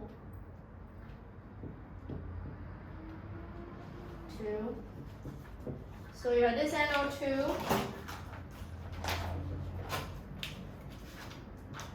O OH. You know already this one is actually going to form the intramolecular hydrogen bonding here. So with more intramolecular hydrogen bonding, the key phrase is always less extensive, intermolecular hydrogen bonding. I'm looking for these keywords. So if I'm less extensive, less energy is needed to overcome the weaker intermolecular force of attraction. So this, whatever I write in red is a must-have. Orange is a must-have. Okay? Next one. You must actually draw out the structures. So if you never draw out the structures here, meaning I must see there are two answers that I see. The first one is in the answer sheet already, but I'll draw the second one that I said. As long as it shows me deprotonation to form your O minus, NO2 and H plus, this is also showing that it can behave as an acid. And the other one, you show me OH, deprotonate, you will just form the phenoxide ion and H plus. So you are comparing the two conjugate base. Okay, remember, strength of acid has always got to do with your conjugate base. Notice how this one is additional here. You must say the electron withdrawing NO2 group, okay, decreases. Negative charge density on this, and therefore you increase stability. As long as this one, you disperse this negative charge, you are more stable as a conjugate base. So that's why you say it's more favorable, okay, to actually dissociate. And when it's more favorable to dissociate, it means that this one is actually more acidic. Okay, next one. A lot of students always miss out this. For the two-step mechanism, you must add nitration first. You cannot add aqueous bromine first. A lot of students always miss out the RTP, which is also missing in the answer sheet. Help me include them. Okay, so these are the ones I'm looking out for. Next one, you can see if part B, they ask you to draw the structure of the complex ion. Hopefully you know. One thing is missing in the answer sheet is please help me draw the lone pair of electrons, okay, before you draw your dative bond. So they are all missing a lone pair of electrons of oxygen. Must always arrow from lone pair to the iron metal ion. Please star B part 2. Hopefully you straight away know. The key phrase in the question is violet complex is not observed. So if violet complex is not observed in both acidic and alkaline, 1 mark for why it's not observed in acidic, 1 mark is why it's not observed in alkaline. So as long as you tell me acidic solution, the phenoxide ion or ligand is going to be protonated to form back phenol. That means I don't have this at all. When I don't have this at all, that means you cannot form this complex with your Fe3+. Then in alkaline, in your chemistry QA, you should know Fe3+ can potentially react with this to form my Fe hydroxide, which is your reddish brown PBT. Don't have Fe3+ metal ion available, don't have this complex. Okay, last one for part C. How do I look? Look at the data booklet, at the absorption value. You must go in line. As you can see, phenol, right, if you look at your data booklet for your absorption value, you get the 3200 to 3600 due to presence of OH group, OH bond. But now they say W, right, show absorption of 1670 to 1740. The only possibility if you align, the functional group must be COO. And we already know W, right, has a molecular formula of what? H6O, right? So that's why it must have, again, a COO can only be a ketone. Okay? Not even aldehyde, doesn't apply. Okay? Okay, try the rest while waiting. You can do first. Vivian, I will be marking for you. Let's see. I don't have the other question. Sorry? I don't have the other question. Oh, other question. Okay. Let's look at D. D, they say BPA can react with another monomer X to produce polycarbonates. And the polycarbonates, as you can see, is a polymer. Let me explain now.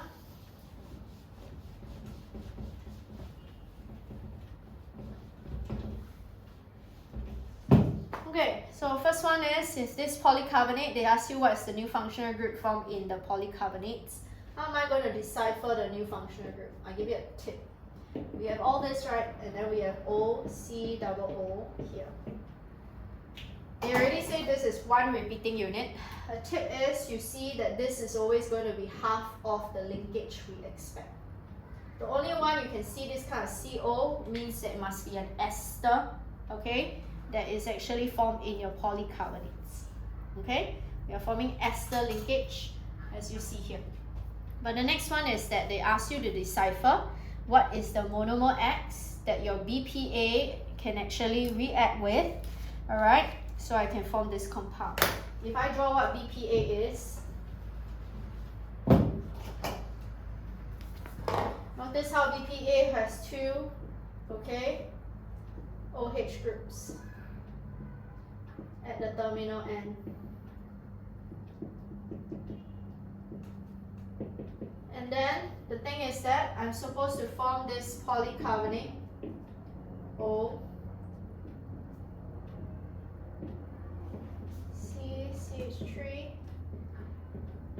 CH3, and then you see there is a loss of a OH, and then I have a O and C double O here.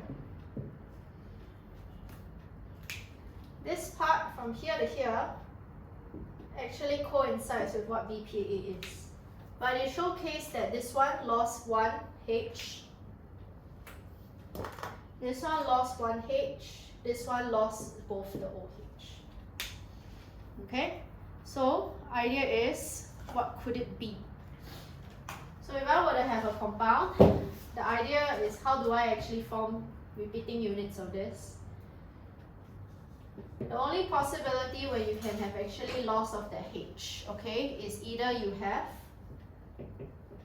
a carboxylic acid or you have an acyl chloride. These are the two that you will have to actually react with your this OH, okay? However, you notice how this is unique, there is loss of here. How come is that the case? If I know your this monomer X, and they mention how monomer X, okay, suggests a compound. We know monomer X, again, if let's say I were to have your this, let's try whether we can accept OH. For this part here, if I want to react with here, do you agree the only possibility that I can undergo reaction is that I have what we call your this acyl, because once you have this acyl, just to let you know, once you have your this acyl, your this one of the Cl can react with the H. That's why you can form this compound here. Wait, hold on. CH, this is actually the compound. Let me just draw for you to show you. So by right, if I actually lose, one of the H will react with your this Cl. Okay, let me draw it aside and you can see.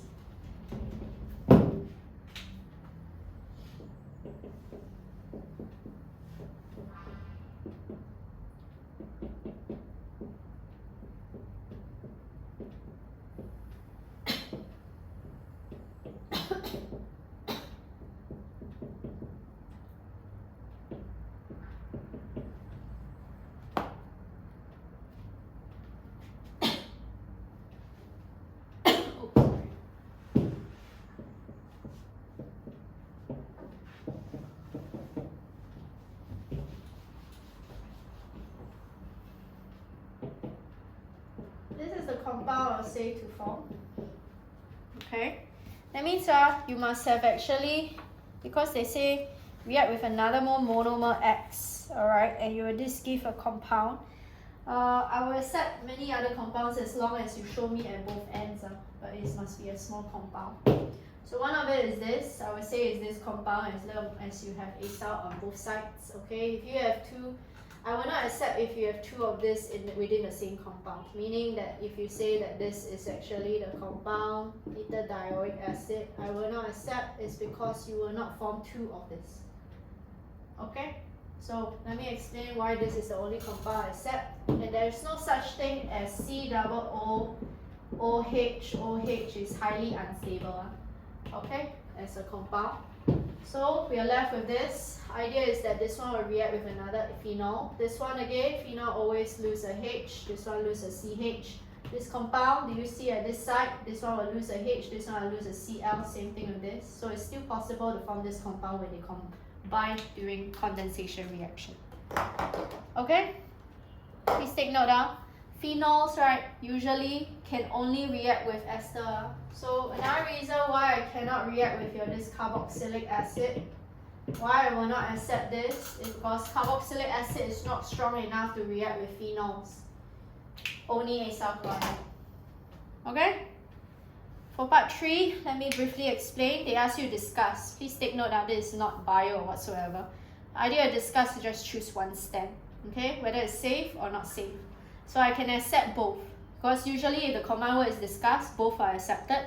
If you say it's not safe, I will accept. Why? Because you can say how when you have complete hydrolysis, that means you break down all this bond. Will I regenerate this BPA? So if I actually regenerate this again BPA, you will have BPA that will dissolve in my lemon juice. So BPA dissolve in my lemon juice, again, will it actually be harmful for consumption? So not safe. If you say it's actually safe, I also accept, because do you agree to hydrolyze this compound? This is a polymer lab. Complete hydrolyzation of this polymer into BPA, okay, you will actually require what? What's the condition? Two things. Heating under very high temperature. This reaction also requires very high temperature and pressure. That will also require a lot of high temperature and pressure. And you also require concentrated acid to hydrolyze this polymer. And usually in real life, right, this will not require, okay, or will not occur at RTP. So that's why you also can say it's safe for consumption. Either or. Okay? And you want to try E first? I'll give you about 3 minutes to try E, then I'll go through up. Vivian? The document you sent me only have until part C. Oh no, I sent you a new one. Do you see the WhatsApp? The one is the same one, I think. I know, but it's now with the included one. You open up, you try and see. No, it's still only until like DI. Wait only until DI. This is weird. Give me a moment.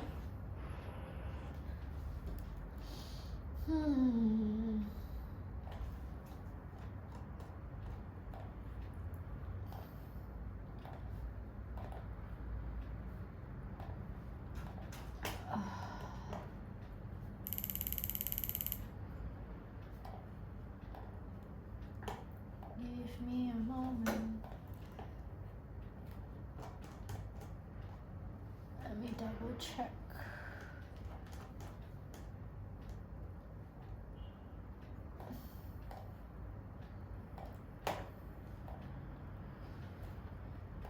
Okay, hopefully you have it now.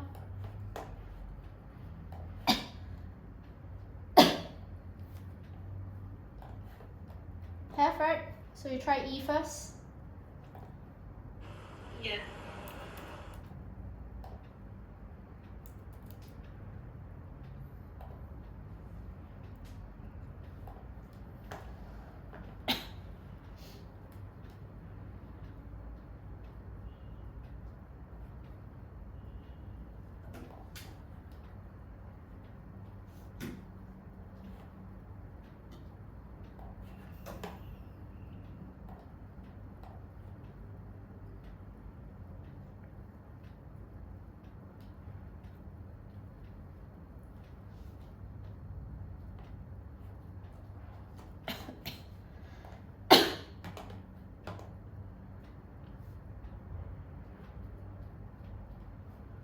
Even you mark behind first, for questions asked.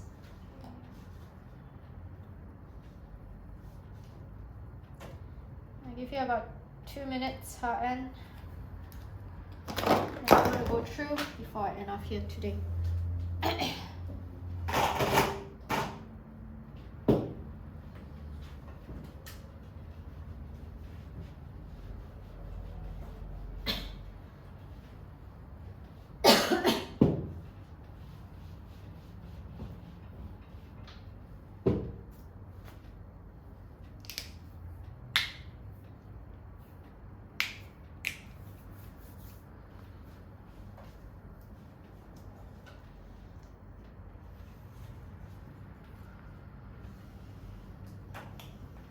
Okay. Let me know, Ryan, if you're done. Just give me a heads up.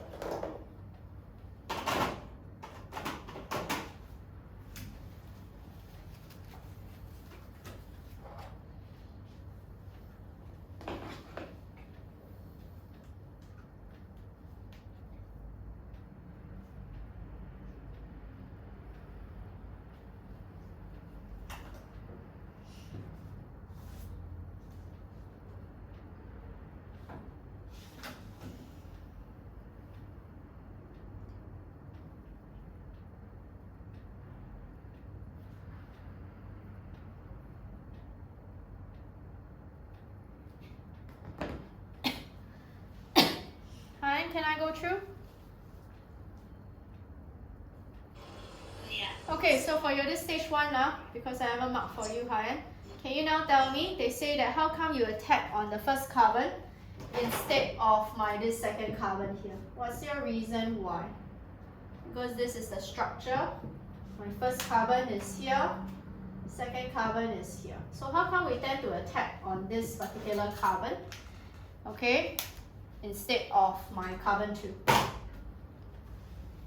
Because by right, both of them, because of the electronegative oxygen, both of them are actually carbon deficient, right? But why? What did you write, Ryan? Because less steric hindrance. Yeah, so again, as long as you can see, right, this one is bonded to 2 hydrogen, okay, and again 1 alkyl group, but this one is bonded to 2 alkyl groups and 1 hydrogen. There's greater steric hindrance. Nucleophile, right, please remember, only can undergo SN1 and SN2. So for example, you learn the reason behind SN1 and SN2 is purely for what? Steric hindrance. Lesser alkyl groups, lesser steric hindrance. I will give you the 1 mark already. Next one, Ryan, can you tell me what is the type of reaction that the reaction is taking place and what's the role of NaOH? Is it acid-base? So yes, very good. This is an acid-base reaction. Understand now, Vivian?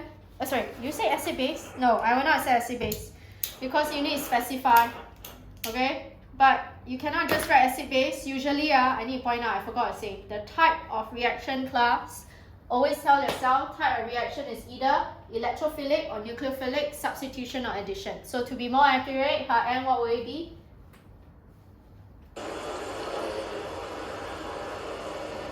Electrophilic or nucleophilic?